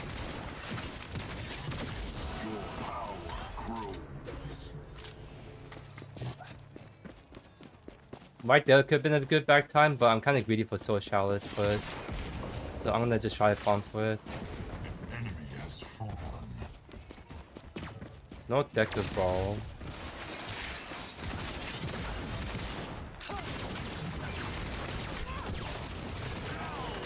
Wow, that's all she needed to do. She just caged me and then I just died because I can't get away from the Gongo. That's my bad. I really don't play ADC that well, so I need to like learn when I can step up and when I cannot. Cause I mean this is like both mains. Jay is an ADC main, Tosi is a support main, both of them are competitive players, so I need to like be careful because they will not allow one small misstep from me. Allied So tower under alright, attack. I'll play a little bit more careful then. That's why the Streamlight Throw is nice, because it allows me to kind of farm a little bit safer from afar.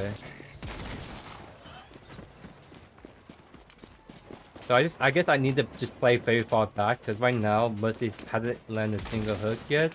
That means I can't rely on him to get good engagement. So I have to just play really cautiously, far back until we actually get the lucky hook, right?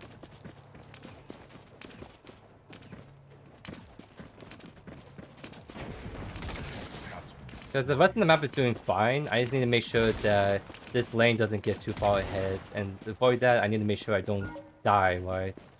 I'll die once, but I won't die again, is my hope. Yeah, they're getting super cheeky with me. Trying to go for the stuns.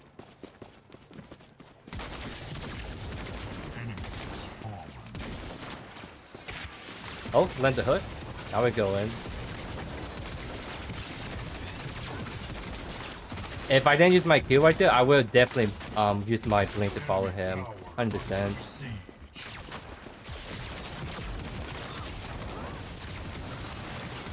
I'd be careful because the minions actually hurt a lot. So that's why I need to go in and out fast. Wait, that hit me still?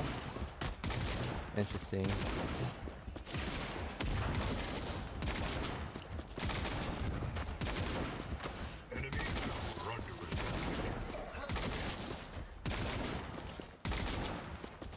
They're so staying. I almost want to blink in and Q. Oh, never mind, that's why.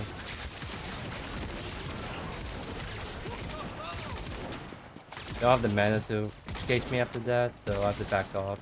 It's unfortunate, it's just a huge minion wave, so it's really hard to fight that out, even if they're low HP like that.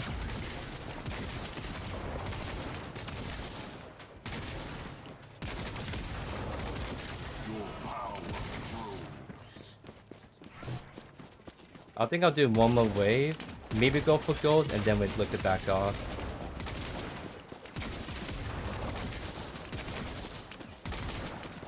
Okay, so I'm gonna go mid, that's fine because I'm looking to reset anyway. I'm just curious if this is greedy or not, if I can just go for gold buff like this.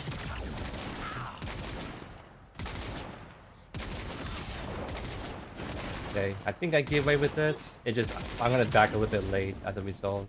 But that's fine.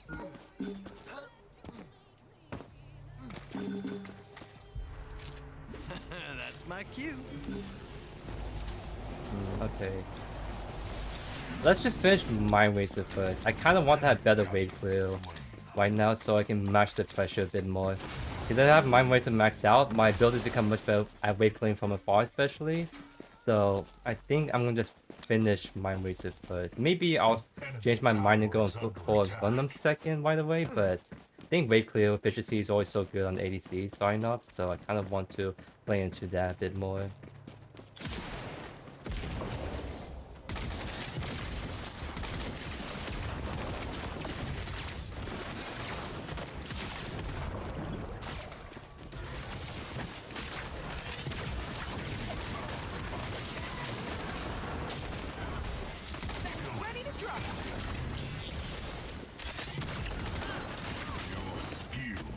I don't think my ultimate actually finishes it off.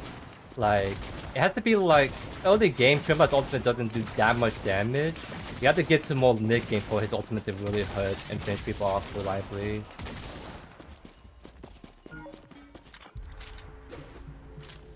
Okay.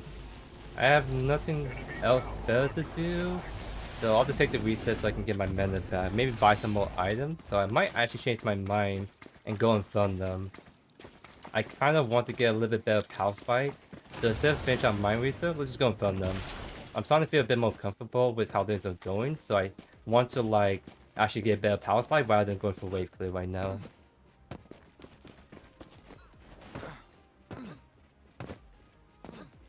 And I really appreciate you guys asking the questions and then my other viewers responding to that. sometimes I get too hung up on the gameplay focus that I sometimes miss questions, so I really appreciate to all the viewers out there that are being really helpful with responding to some of these questions that I can't look at right now. Okay. Don't think I need to blink out. Never mind, I think I do. Okay. The one time I actually did got hooked ended up being pretty bad. But, hey. 1 for 2. I'm the sacrificial lamb this game. I'll take it. I'll take it.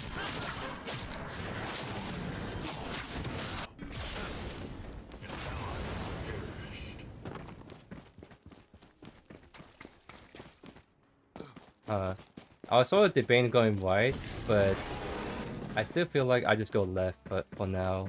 Eventually you want to like swap to other lanes to catch waves so you can farm more efficiently, but for right now I think it's still early in the game and I want to keep farming left.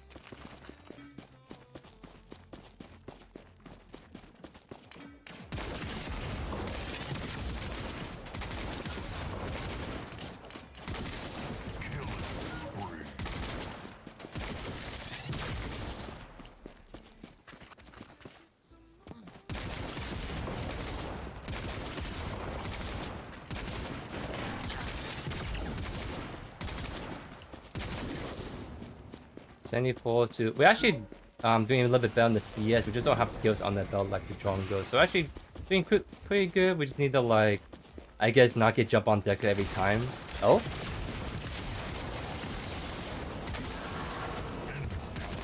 And this is why Victor is a golden support. He saw Mercy missing 90% of its hooks this entire time. The one time he lands a hook, it was instant death for the ADC. And that is just how strong Victor is right there. And somehow it's an early FF, by the way. Wait, what? How long was this game? Because I think it requires all 5 people to say yes to that FF. Yeah, 1052. These are your competitive players, by the way. These are your competitive players, by the way. And they all decided to FF at 11 minutes. What the heck? I feel like this is the duo that's like... I don't want to, like, banter Toasty too much, but I feel like he's, like, wanted to have a good duo lane, and then as soon as it wasn't looking good, he decided to FF move next to try to get a more stomping lane, which, like, maybe there's no reason why he FF right there, but I feel like you don't learn... Like, especially if you're a comp player, you don't learn if you don't actually play through some of these games a little bit longer to see if you can make a comeback. But I feel like there are some potential chance you could just literally make a comeback from this, right? Because in the competitive scene, you obviously can't FF to win the 10 minutes. You have to keep playing it out to look for a chance, a smidge chance to win that. So, like, that's just so interesting. Especially coming from comp players that are, like, in these tournaments for the last several months, for them to FF instead of playing out a little bit longer to see what they can do is just... I wouldn't say disappointing, but that's just not what I expect from them, if I'm being honest. Oh well, I guess we run it back right now.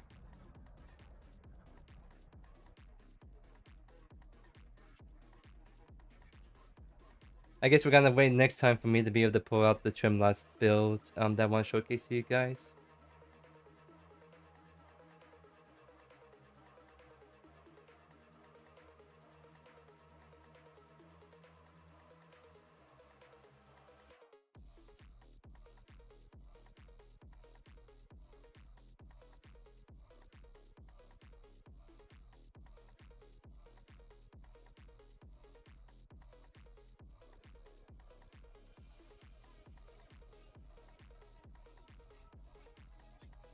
Yeah, like combat's always possible. You saw what happened in the Steel game we have, where it was very one-sided, and all of a sudden everyone made bad mistakes, and then they actually end the game off of that, right?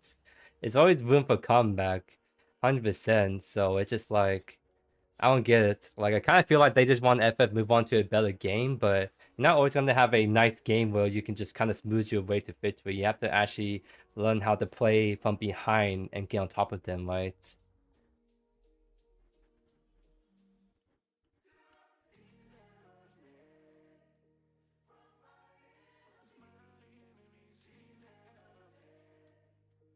Alright. It seems like it might be a little bit since we get into the next game, so I'm gonna stay in queue, but I am gonna go check on my doggos for just a couple minutes, so I'll be right back, guys.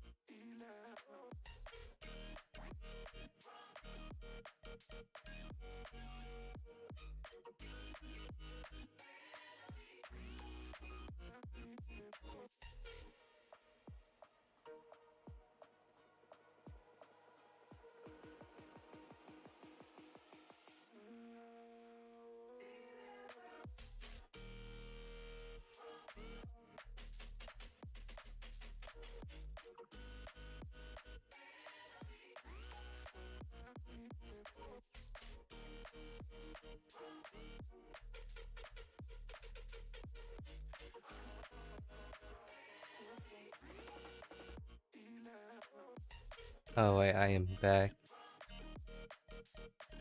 Well, no, so you can always surrender at 10 minutes.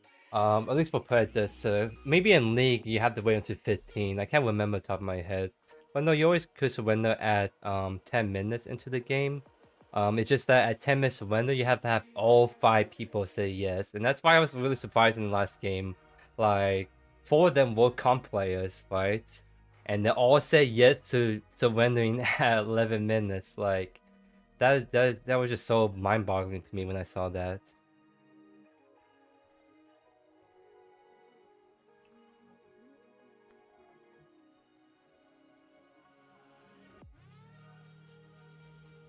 Once you get to 15 minutes, that's when the surrender vote becomes only 4 out of 5 to be able to FF successfully.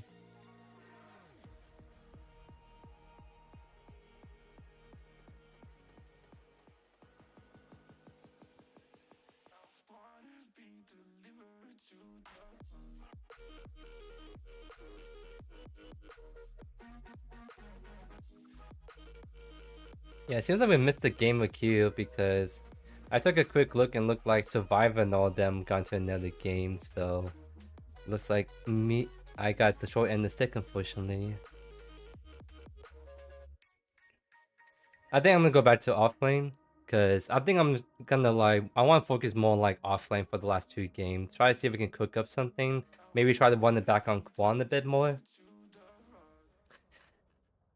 Because here, if you guys didn't saw my first game, I tried to cook up a Orbit Ghost 5 Blossom Lifebinder build on Quan, which I don't think was terrible. It was just hard to tell because I actually literally had 5 people sitting in my lane the entire time. So I couldn't actually farm or do anything because I always just get the 1v2, 1v3 scenario happening, right? So I kind of want to run that back, but I also want to think a little bit more how that could be a bit better. Like, instead of going Tempest, I might actually straight up go Titan's Quest because I felt a little bit too squishy when I went over Ghost and Arclight Quest. So I think I might go Titan Quest, go for Sophia's Mentor, so I have more of that bulky HP since I'm bringing more magical power but less defensive stats as a result.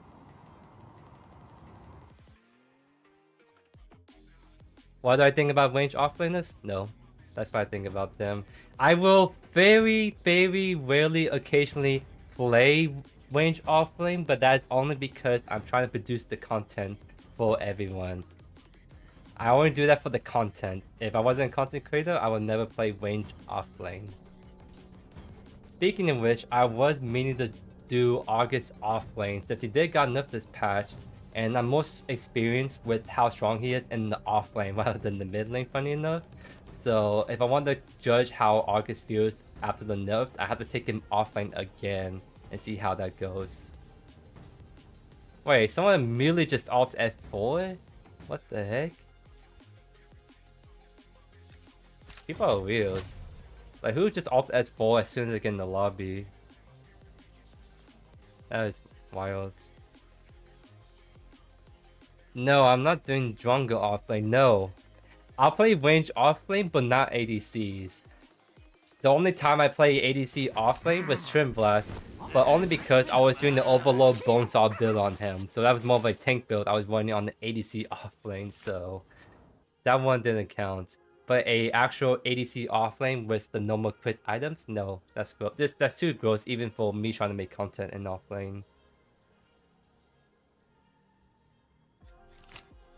But okay, going back to what I was trying to say though, I'm trying to figure out a best way to build this spawn offlane. I think what I'm gonna do next game is I'm gonna go for like a Severe Mental Titan's Quest starts. Still, of course, finish out my Orbit Gross right here, Fire Blossom, and I want to try Lifebinder again. I just don't know, like, I'm trying to figure out if I should actually commit to the Lifebinder or I should actually commit to more of a actual magical bruiser item, right? So I was thinking Lifebinder because they give you the ability Haste Refund. I kind of want to try Time Warp first, though. I actually want to try Time Warp because I actually like that item so much on Quan, and with that I don't have to worry about my mana issues, right? I just don't know like how would I feel on Quan to play him a Time Warp Orbit Gross and I don't have that extra durability I normally get, right? So I'm trying to just think a bit more. That's why I thought Lifebinder is the way to go third, because it gives me that HP I need, but also give me that ability haste I also need too. Because I feel like you have to get ability haste somewhere in the build, so I can get that from both Orbit Growth and Lifebinder. So I think that's what I'm going to try to do. I'm just going to do the same build, except I'm going to do Titan's Quest, so I have more durability early game. So after Lifebinder will be World Breaker, because I'm trying to go for an HP scaling build, essentially. So Lifebinder, World Breaker, last item is like a flex, so probably that's when I do like a pure tank item blast. So I think that build actually equates out to a pretty durable Quan build with a lot more magical power, especially, but I just gotta be careful in the early game, because I'm way more squishy than I think I realized when I'm trying to bring out the Quan with that build.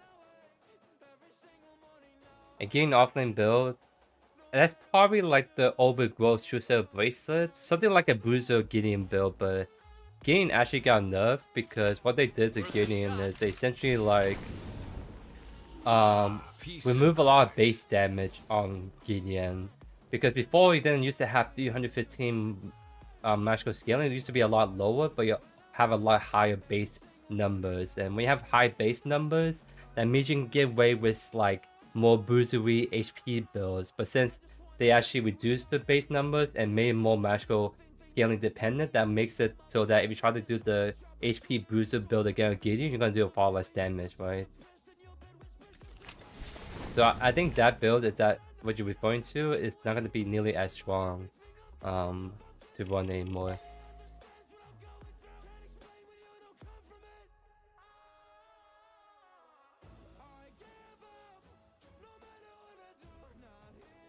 We're actually not popping. We did pop, and then someone decided he's not going to play that one out. So I'm just kind of sad with that one still. Let's see.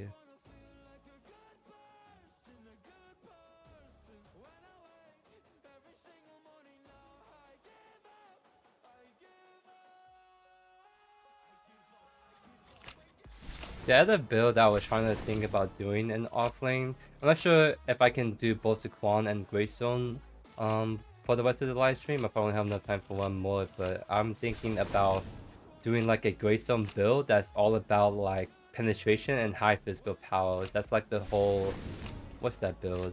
It's like with Infernum base. So it's gonna be like a Basilisk, Infernum Perforator. So far less HP, defensive stats, and a lot more physical power, because the thing with items like Infernum, it scales off of your physical power. Greystone naturally generates bonus physical power. He has a lot of base physical power in his kit, so he actually can really increase this like scaling and Infernum really well. And so if we make a build around it that we actually build a lot of physical items around it, we can actually make Greystone do a ton of damage. So stuff like Basilisk, trading armor makes our Infernum hit harder. Perforator is actually funny on Greystone, by the way, because you slow down people for your abilities, and well, if you hit someone with your Q, you actually permanently slowing them down the entire duration of your Q, which is how many seconds again? It's actually quite long on how long you can make the Greystone Q be.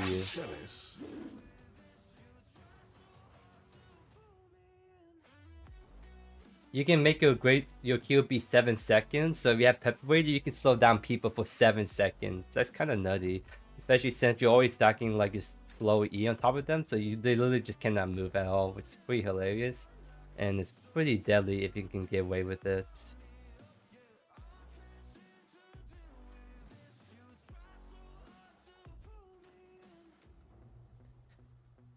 Yeah, I'm really glad you joined my Sales builds. Like, I really feel like Sales is best played as a burst kind of bruiser character. You want to find that best balance of building defensive stats with items that augment your burst damage, like the Berserker's Axe augmentation is a really good example of that. And then like going for more stuff like Omen as a force item to really push that damage even further while still being relatively durable, because you have all that HP armor items as your first 3 slots.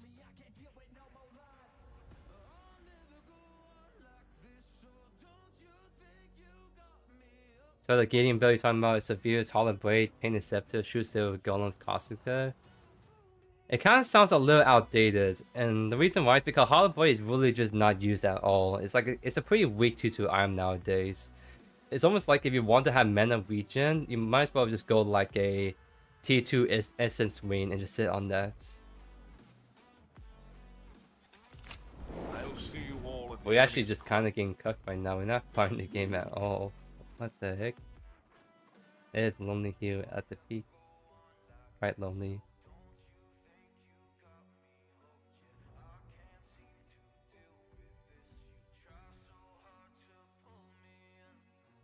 This is probably the main reason why I don't play as many games I like, because I feel like a good 30 minutes alone is just me waiting queue at this point. Maybe, hopefully, with a lot more players joining in, we're gonna have a lot more players at the higher elo, and that means that it's less time for me to actually wait to get into games. It's my hope, at least.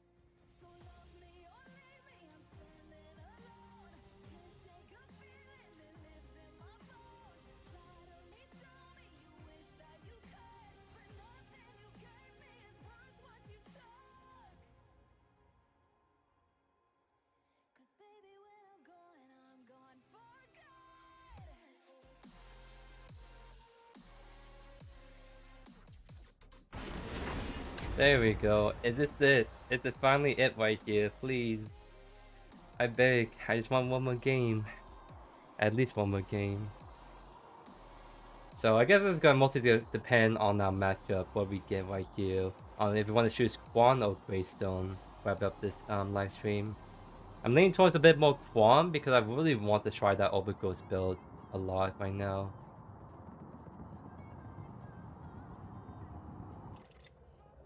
Someone said no? Oh my goodness, please. Not like this.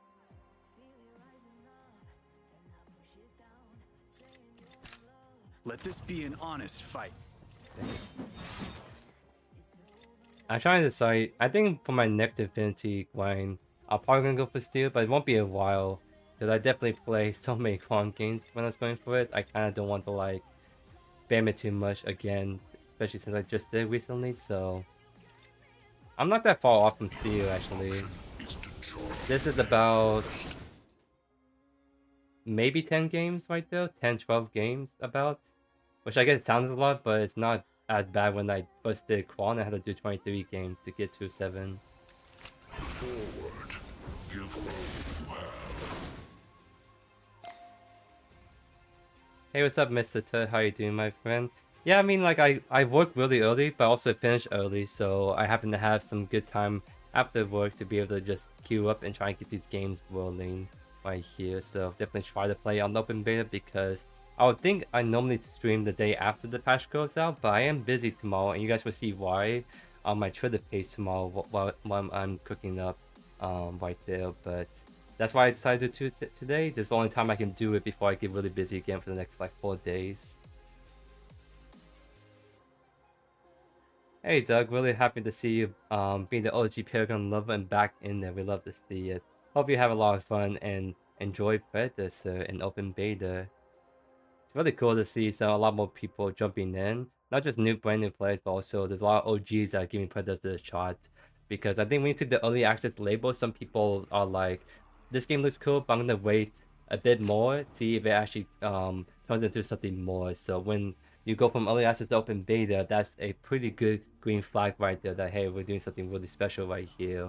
So we're definitely something that's gonna stick around.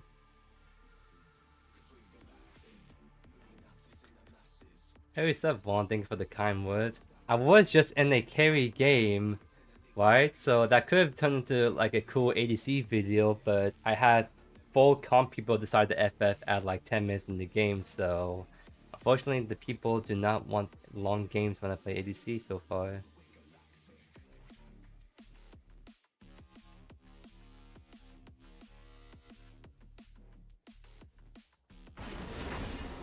Oh, is this finally it? Is this the one and only Q pop finally? There's no way to scale my Trim Blast. If it's Jay and Toasty duo together, there's no way to scale with anyone, especially someone that doesn't even play ADC. I'm still like so boggled why they decided to FF. Because they were in control of the lane the entire time. Then went to finally land one hook, the ADC dies, and then 30 seconds later they FF. I'm like, what? Why? I mean, it's not. I mean, any game can be FF simulator if we're being honest. Like, look at Overwatch. Like, you see so many games where people just straight up leave, right? It's not. It's not just like Predator that has it. It's just any online game in general, right? Okay, this is a blind pick right here because I'm first one. I do not know who's on the enemy team, so I think Quan's a better first blind pick than Greystone. So we want it back on the Quan right here.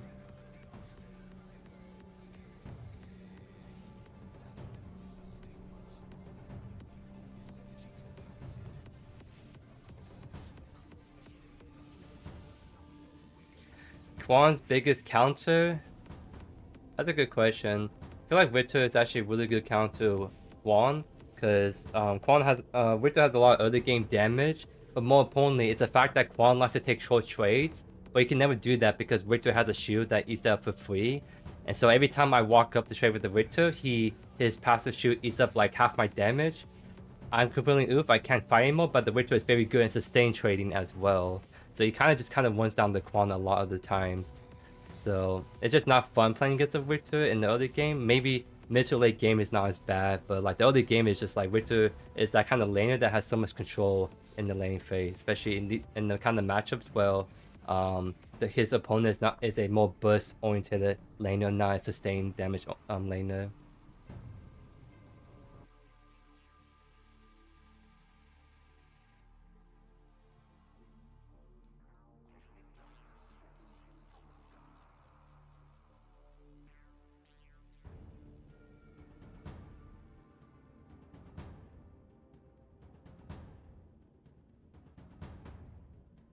I think the only other one that's kind of really great to Quan, in my opinion, is Saris. I don't think people realize Saris is actually really good against Quan. But at least in the comp scene, I think a lot of people pick up the fact that Saris is so good to Quan. So it's definitely like Saris and Witcher, I would say, are the most two annoying for Quan to go against.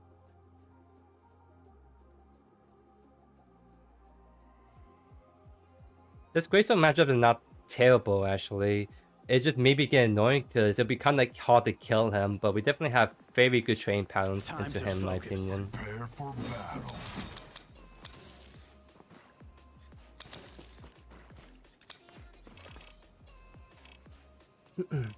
Okay, we definitely do want instant cast on our Quan Q. That's just for win this.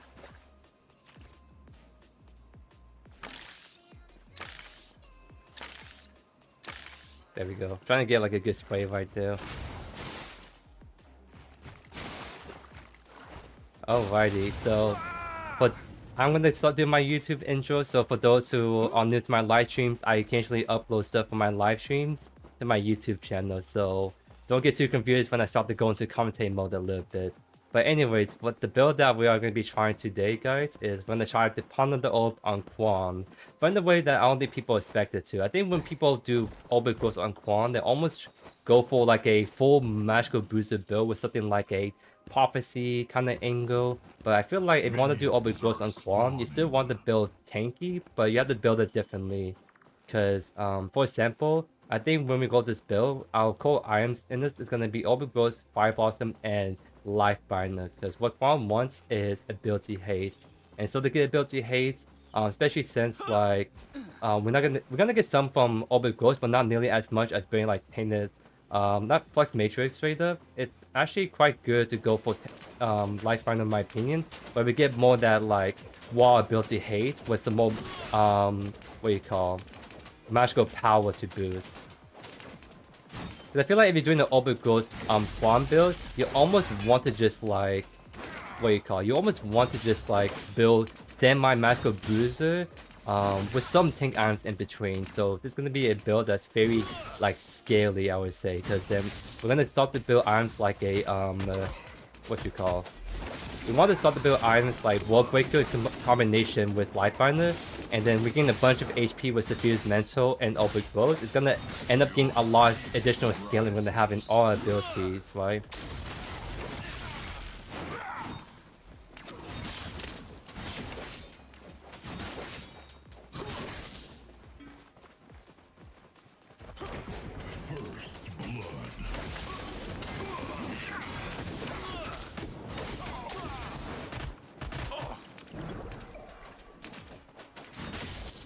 So the quest jungle. So I gotta be a little bit careful of it gank soon, I think. So I'm gonna actually opt to push this wave out faster, so I can get the wave to be in a much safer spot for me.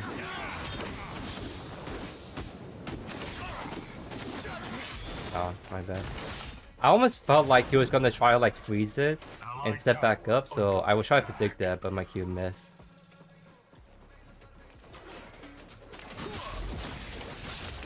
Okay, I need to do one more wave, and then I think he gets into a nice spot for me. Okay, I'm not gonna let him freeze this, so I'm gonna just step up to him and make sure this crushes him. Nice.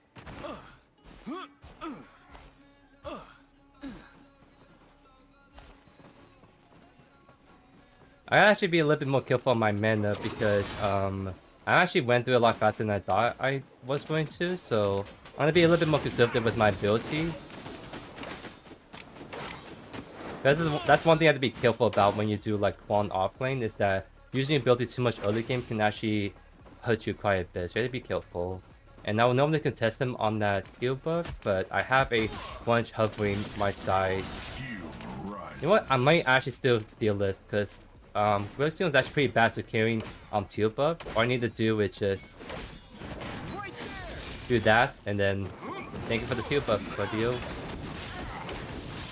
I'm trying to see if the punch actually coming around. I don't see him. I have blink just in case things get sketchy. Yeah.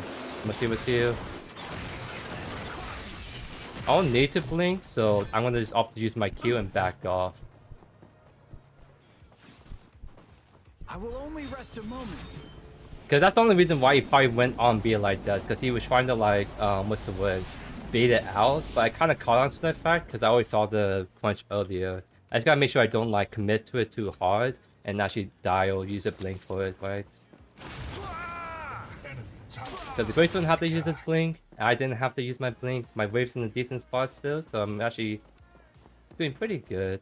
Again, since we are going for a more scaling build, that also means that early game is quite weaker in comparison to just going for Brimstone. Like, I feel like if I go Brimstone, I can really double key the Greystone mode, but I can't do that because I'm opting for a more scaling build at the moment. which is I think the main drawback when doing like a Orbit Ghost build, but I think the payoff is quite good if you can get to that point.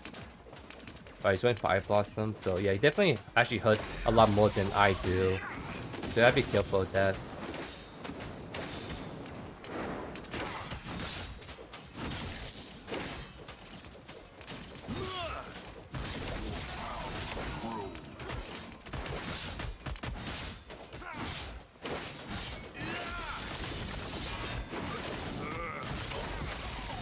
But as long as I play one of my abilities, I actually can chunk him pretty good. Because again, Greystone, the one weakness of Greystone you want to exploit is his really bad quick trades. Like he has very bad quick trades because he has just no way to do like a burst trade. You have to commit pretty hard for his like trade. Whereas for me, I just walk up, put on beat, back off immediately. That's all I need to do.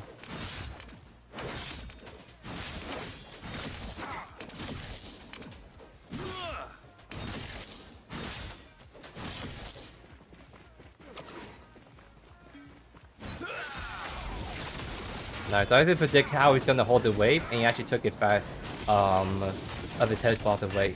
Must be you. Okay, this time we'll actually blink. I mean, Crush is not level 6, so he actually can't chase us, so that punch uses blink for nothing. That is your comparative jungler, by the way, that he knew he can't kill me with his blink, but he still did it anyways. So unfortunate for him, but very fortunate for JoeYoursTruly. Oh wait, I'm hoping we're gonna get 1,000 more gold on this, and then we take our research to get our Orbit Ghost right there.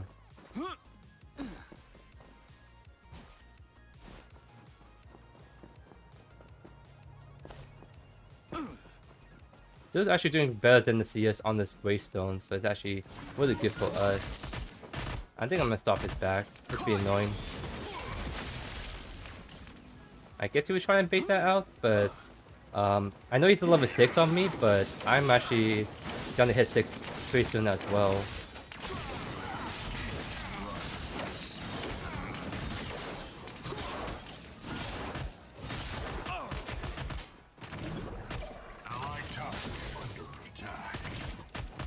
I really want to stop his back, but I'll miss this wave if I do that, so I'll just opt to put this out first.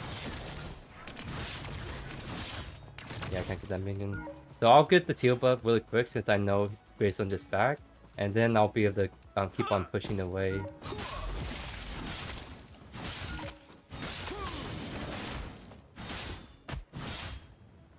Without Brimstone, it actually takes a little bit longer than I'd like to do a teal buff, but hey, we know what we're getting ourselves into, but I think the price would be worth it. Allied tower under attack.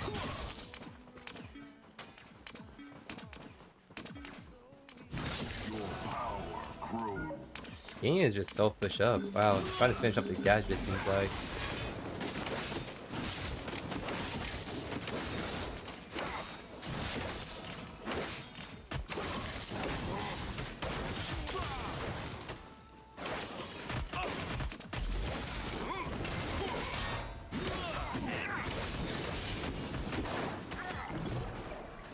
We're doing fine. My only worry is that like we need to like trade better because Greystone just presses all and get all his HP back, but I don't get the luxury, right?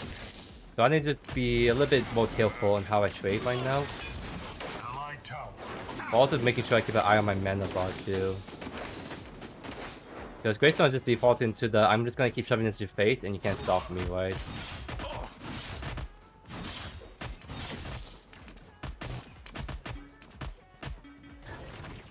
Oh, they might be pushing. That's fine. I kind of like stop it a little bit right here. Oh, he's still in the 5 camp. That's what he's doing. Yeah, he doesn't get to walk there for free. He did took a fat of his HP bar, so either he backs now, walks back the lane, and then I get to kind of bust him down a bit. Yeah, he took the 5 camp, but he's actually missing a lot of minions from my lane, so he actually kind of showed himself a little bit. What the? That's an early old climb, actually. I don't have blink, so actually it's hard for me to walk up, not knowing what this punch is at, if I'm being honest.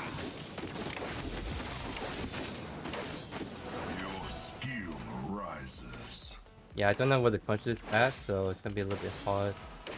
Yeah, I feel like he's back right now is my guess. I don't have the kill range to be able to actually finish him off. He's just gonna press R is the issue.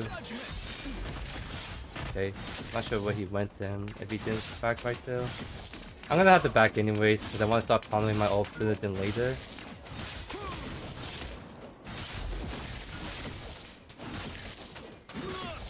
I mean, that works out. A little bit later than I would like. I like to give my ult ponder at like 10-9 minutes. So it's not too bad, but it's a little bit later. But so far we're doing good.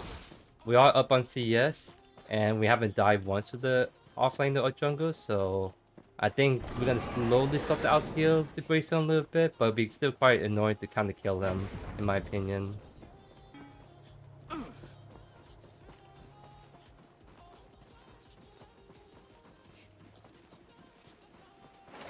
Enemy tower under attack.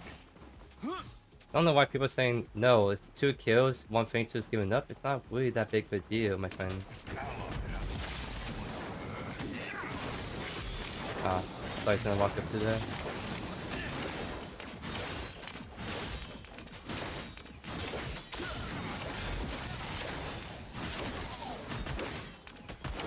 This is where Fire Blossom would have been really nice, because he's just kind of pummel shoving right now. But with Fire Blossom, I feel like I can match that wave pressure a bit more. Yeah, it's going for the 5 cam.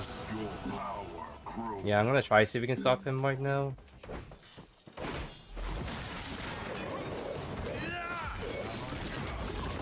Yeah, I'll get his ultimate out. Maybe we can still get him. Trying to play for the ledge right there. Yep.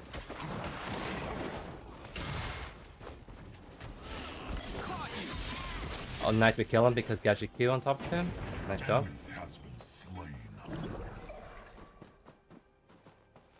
I'm just keeping an eye on Chimera if he's gonna get actually jump on the crunch, but he's backing off, so we can just push his wave in really quickly.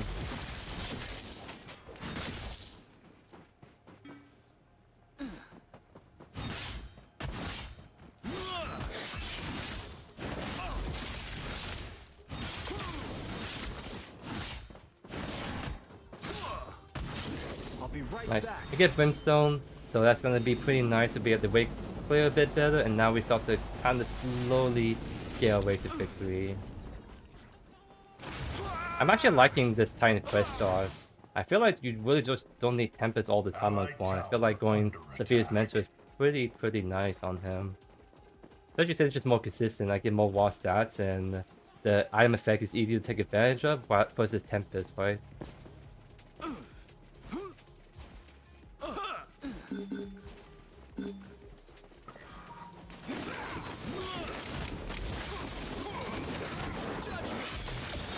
Wow, he didn't step up, so I didn't call him right there, unfortunately.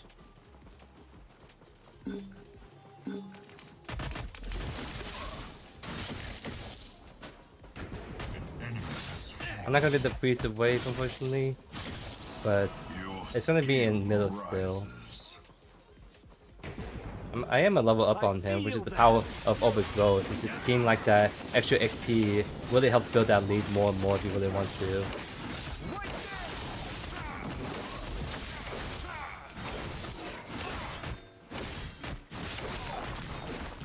Nice.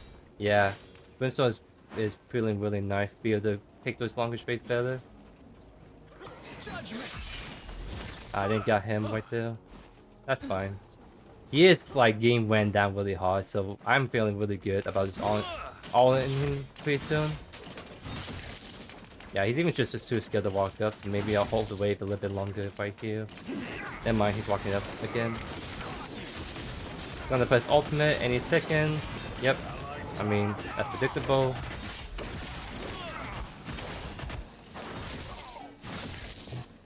So I'm actually in the point where, even though he had the second life, he actually took a really chunky trade right there. I thought he was gonna walk back.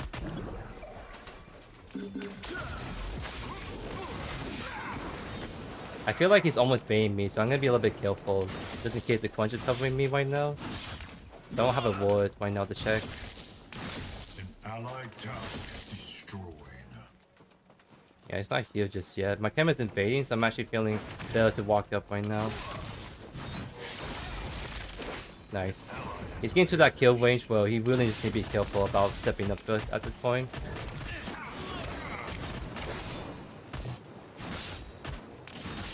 We're on the tower dive this. You see how my camera is hovering this? This tower dive him. That's what we need to really do.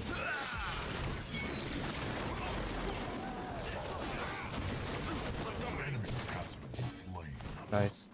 I mean, we're losing the Fainters is the issue with this dive, but you know what? I think they're all on the Fainter side, so I'm gonna push out one more wave, then I'll look to reset. So surely, like, no one's punished me pushing right now on this side. I'm actually gonna do one more. I really feel like they're all on Fainters, and I think I can maybe get the T2 tower, then my game's here. So I mean, that's just no Gideon at that fight then. So 3v3, they can maybe take it. I will return soon. Gideon's still kind of looking at me, so I'm gonna back all the way.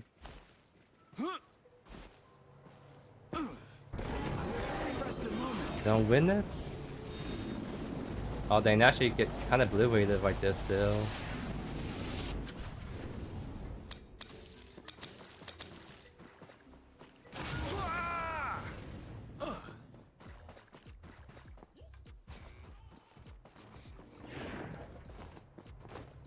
Okay, I'm gonna look at main plan because I feel like how the enemy team is gonna feel, they might actually... Oh, it looks like Punch is on my red buff, so let's actually fight him first.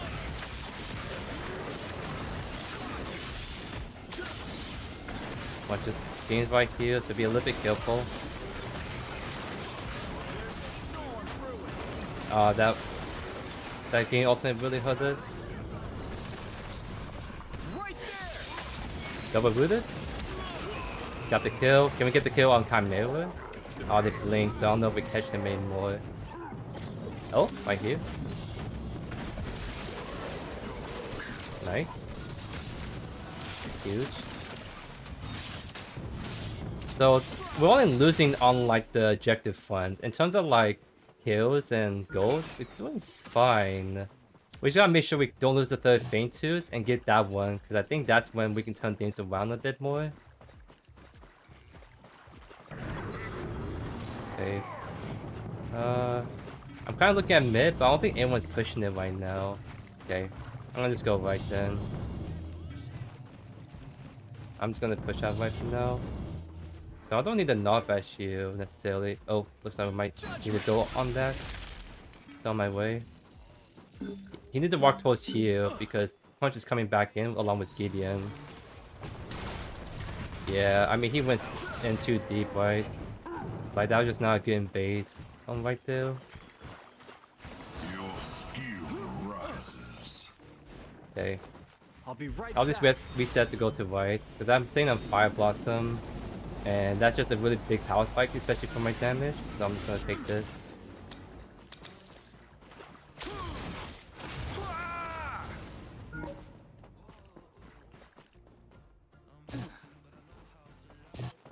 I'm actually doing really good against the Greystone, but I'm worried about the 1v2s or 1v3s even. That's gonna shut me down, so I gotta be careful, I feel.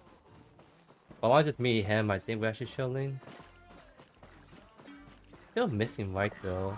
I'm actually surprised he had to push anytime soon recently. Because I think he missed a lot of farms. I mean, like, look at you, missed all that farm. I missed farm too, but he was away much longer than I. Okay, so Greystone with the main farm. It's gonna be a little bit hard to trade into him. But we actually do pretty good defending wave, even if they buff up by the main farm. That's why I really want Fire Blossom too, because what you call the wave clear of it is just really big for me.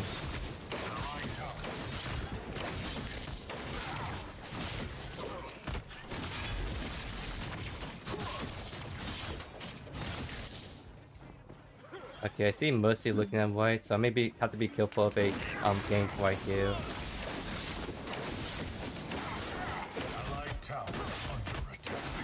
Yeah, I feel like he's gonna be behind the wall, so I'm gonna be a little bit careful.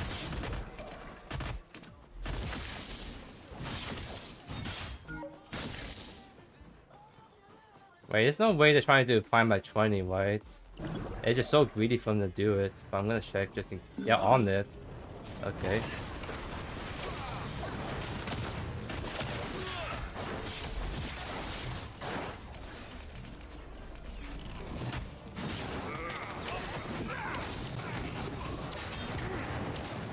I feel like we need to get inside the pits.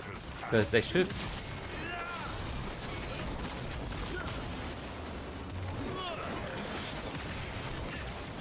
Oh my god, I almost finished off the cleanse. I was trying to go for the kill because I might as well try to finish off whoever has the old prime more than anything. But like I was not able to get the last like I think I need like 3 all attacks it seemed like. He was actually healing. Oh wow, he took a lot more hits than I thought he was going to right there.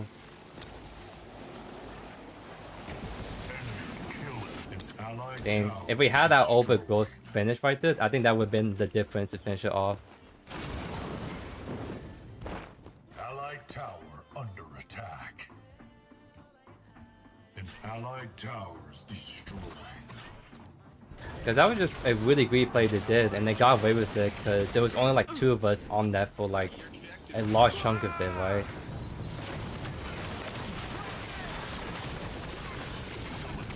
Oh my god. Got away with the climb too.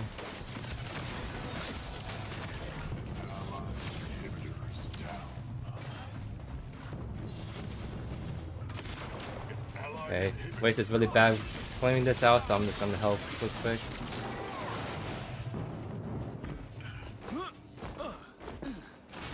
Allied inhibitor is under attack.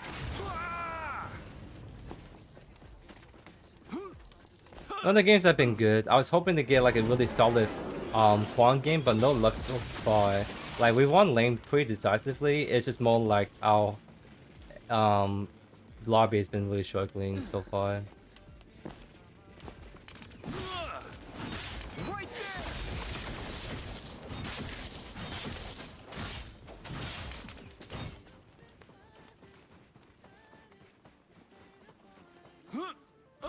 Yeah, I think we really still win against the Great Zone. It's just at this point we have to like win team fights, which we're not doing right now. Not when we have like all these people dying so many times.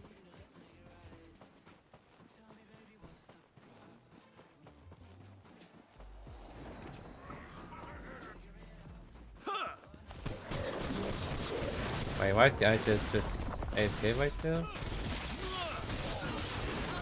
Okay.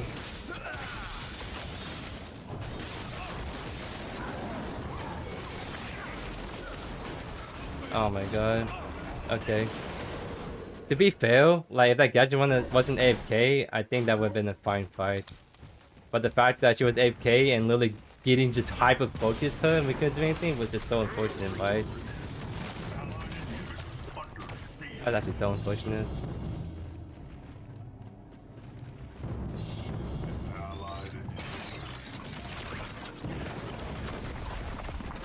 Because I really felt like the Waste was actually doing really good. It was more like the jungle and mid lane weren't really doing much in his team fights at all.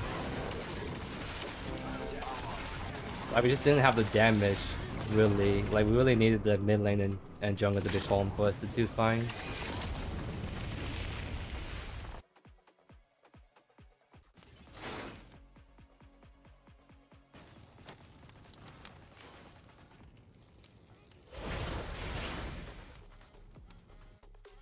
At the very least, that Titan Quest definitely felt better on Whitetail. Yeah, I mean, like, this is the problem, right? We have a Chimera gadget, and we still out DPS them way much. Like, the gadget 68,000, that's actually so criminally, like, unfortunate right there. That's why we just couldn't kill them at all, because our mid lane were just doing none, and Waste is more like a burst sniper ADC, so it doesn't have the sustained damage to really deal with, like, the front line either. Let me think. I might do one more. I might try to do one more game. Just because I want to see if we can end on a little bit better note. At least end on a more even game. Because that one kind of felt like wasn't like it was a little bit too one-sided, and the other worlds was the issue.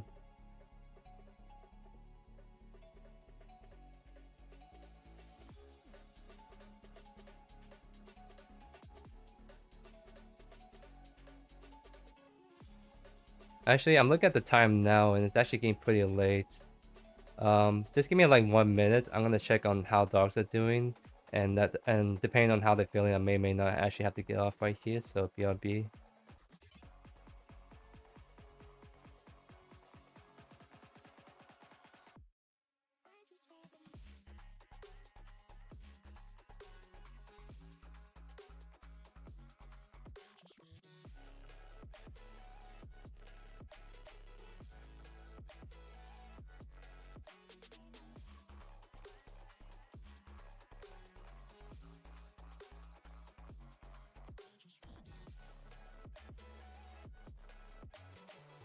Oh yeah, my doggos are hangry. So like they're not angry, but they're like I came out and they immediately start barking at me because they're like, bro, it's dinner time. Bro, I haven't been outside for 1 hour. I need to be going out there every 10 minutes bare minimum. So it kind of looks like I will have to call it right here, unfortunately. I'll stick around for a couple more minutes for final closing thoughts. So just any last minute questions, yours truly will answer them right now. So ask them or whoever holds your peace. But I want to say I really appreciate for everyone stopping by on this fine Thursday day. Today was actually really big day for Predecessor. First day we launched an open beta for the very first time. So it's just been like, it's been a long journey. Like we haven't been in early access that long. I think people look at Predecessor and be like, why is it so slow? Why are you guys in early access still? But I don't think people realize that a lot of early access games, I noticed takes like, on average, it takes like almost 3 years to go through. Like it feels like the early access is like, games get stuck on it too long, right? So like the 2-3 years is not uncommon to see for early access games to stay in that state. But we're able to get out of early access in less than 2 years, which I think is a really huge feat considering how much work has been done in the game. Like all the heroes, all the item changes, like the whole new backend built from the ground up. We actually have to swap from one backend, create our own backend, and build it up. Like that's a huge feat that we did that took a lot of manpower resources. But now that all of that is done, we're in open beta. Now we can start to really cook up and get the other stuff going, because on that timeline teaser there is 6 items it was teased right there. So take it as you will what that means. There's a casual game mode 2, then there's ranked mode, and then much more to come. So definitely a lot of stuff that's cooking up, and I'm really looking forward to some of the content we're gonna get in the next few months, as you guys should, because there's just some really spicy stuff cooking up, and I think it's gonna really just add so much content and so much fun into the game. Because now in the state that we just gonna go full throttle to the full release, right? We know what we need for a full release. We need casual game mode, we need ranked mode, we need to do all these other stuff. So now in that open beta phase, now it's the go button to get these other stuff up and running, right? So expect a lot of spicy stuff in the next few months. I'm definitely really excited to see when you guys finally get you guys hand on this new content. How's this for Quanbill? Oh, Prophecy, Flux, Lifebound, and Worldbreaker? Maybe I'll try that out. I really feel like the Overgrowth and Fireballs, it feels like a very nice combo. I feel like when you go like Prophecy, things start to get a little bit too squishy almost, I feel. Because if I want to do old Prophecy, I almost want to do a Typhoon quest. But then I'm just super squishy at that point. And I feel like Quan's always best built as a bruiser. Like I have done that before, but I think it's a little bit hard to get away with that, especially if you're going against like really aggressive early game matches. But I'll definitely consider that for sure. I think that's like the kind of build that I did last time. I just want to see how this like variant of going for more magical booster with like Overgrowth, Fire Blossom, Light Binder feel, because the healing you do from Light Binder, you can actually heal off your Fire Blossom tick as well. So I feel like there's a lot of potential there, but I have yet to kind of explore it too much, just because a lot of my games when I play Quan today at least has been like pretty short. Like it was just over at 20 minutes, whereas I feel like that build really comes online at 20 minutes, if that makes sense. I have not played August just yet with this nerf. That's something I'm looking to do pretty soon. But I need to get some of the new offlane videos out. I'm thinking about doing Quan. I really want to do a new Grayson video soon. So I think after those are done, that's when I might do an August video. Because in between all that, I have like a, not a special video, but a different kind of video coming up on Saturday that I think is going to be super helpful for new players especially. So this Saturday, I'll just say right now, this Saturday, I'm releasing a new updated item guide video. So on all the offlanes and Predecessor plus some off-meta ones that work really great, those are going to be a complete rundown guide on how to build all offlaners and Predecessor.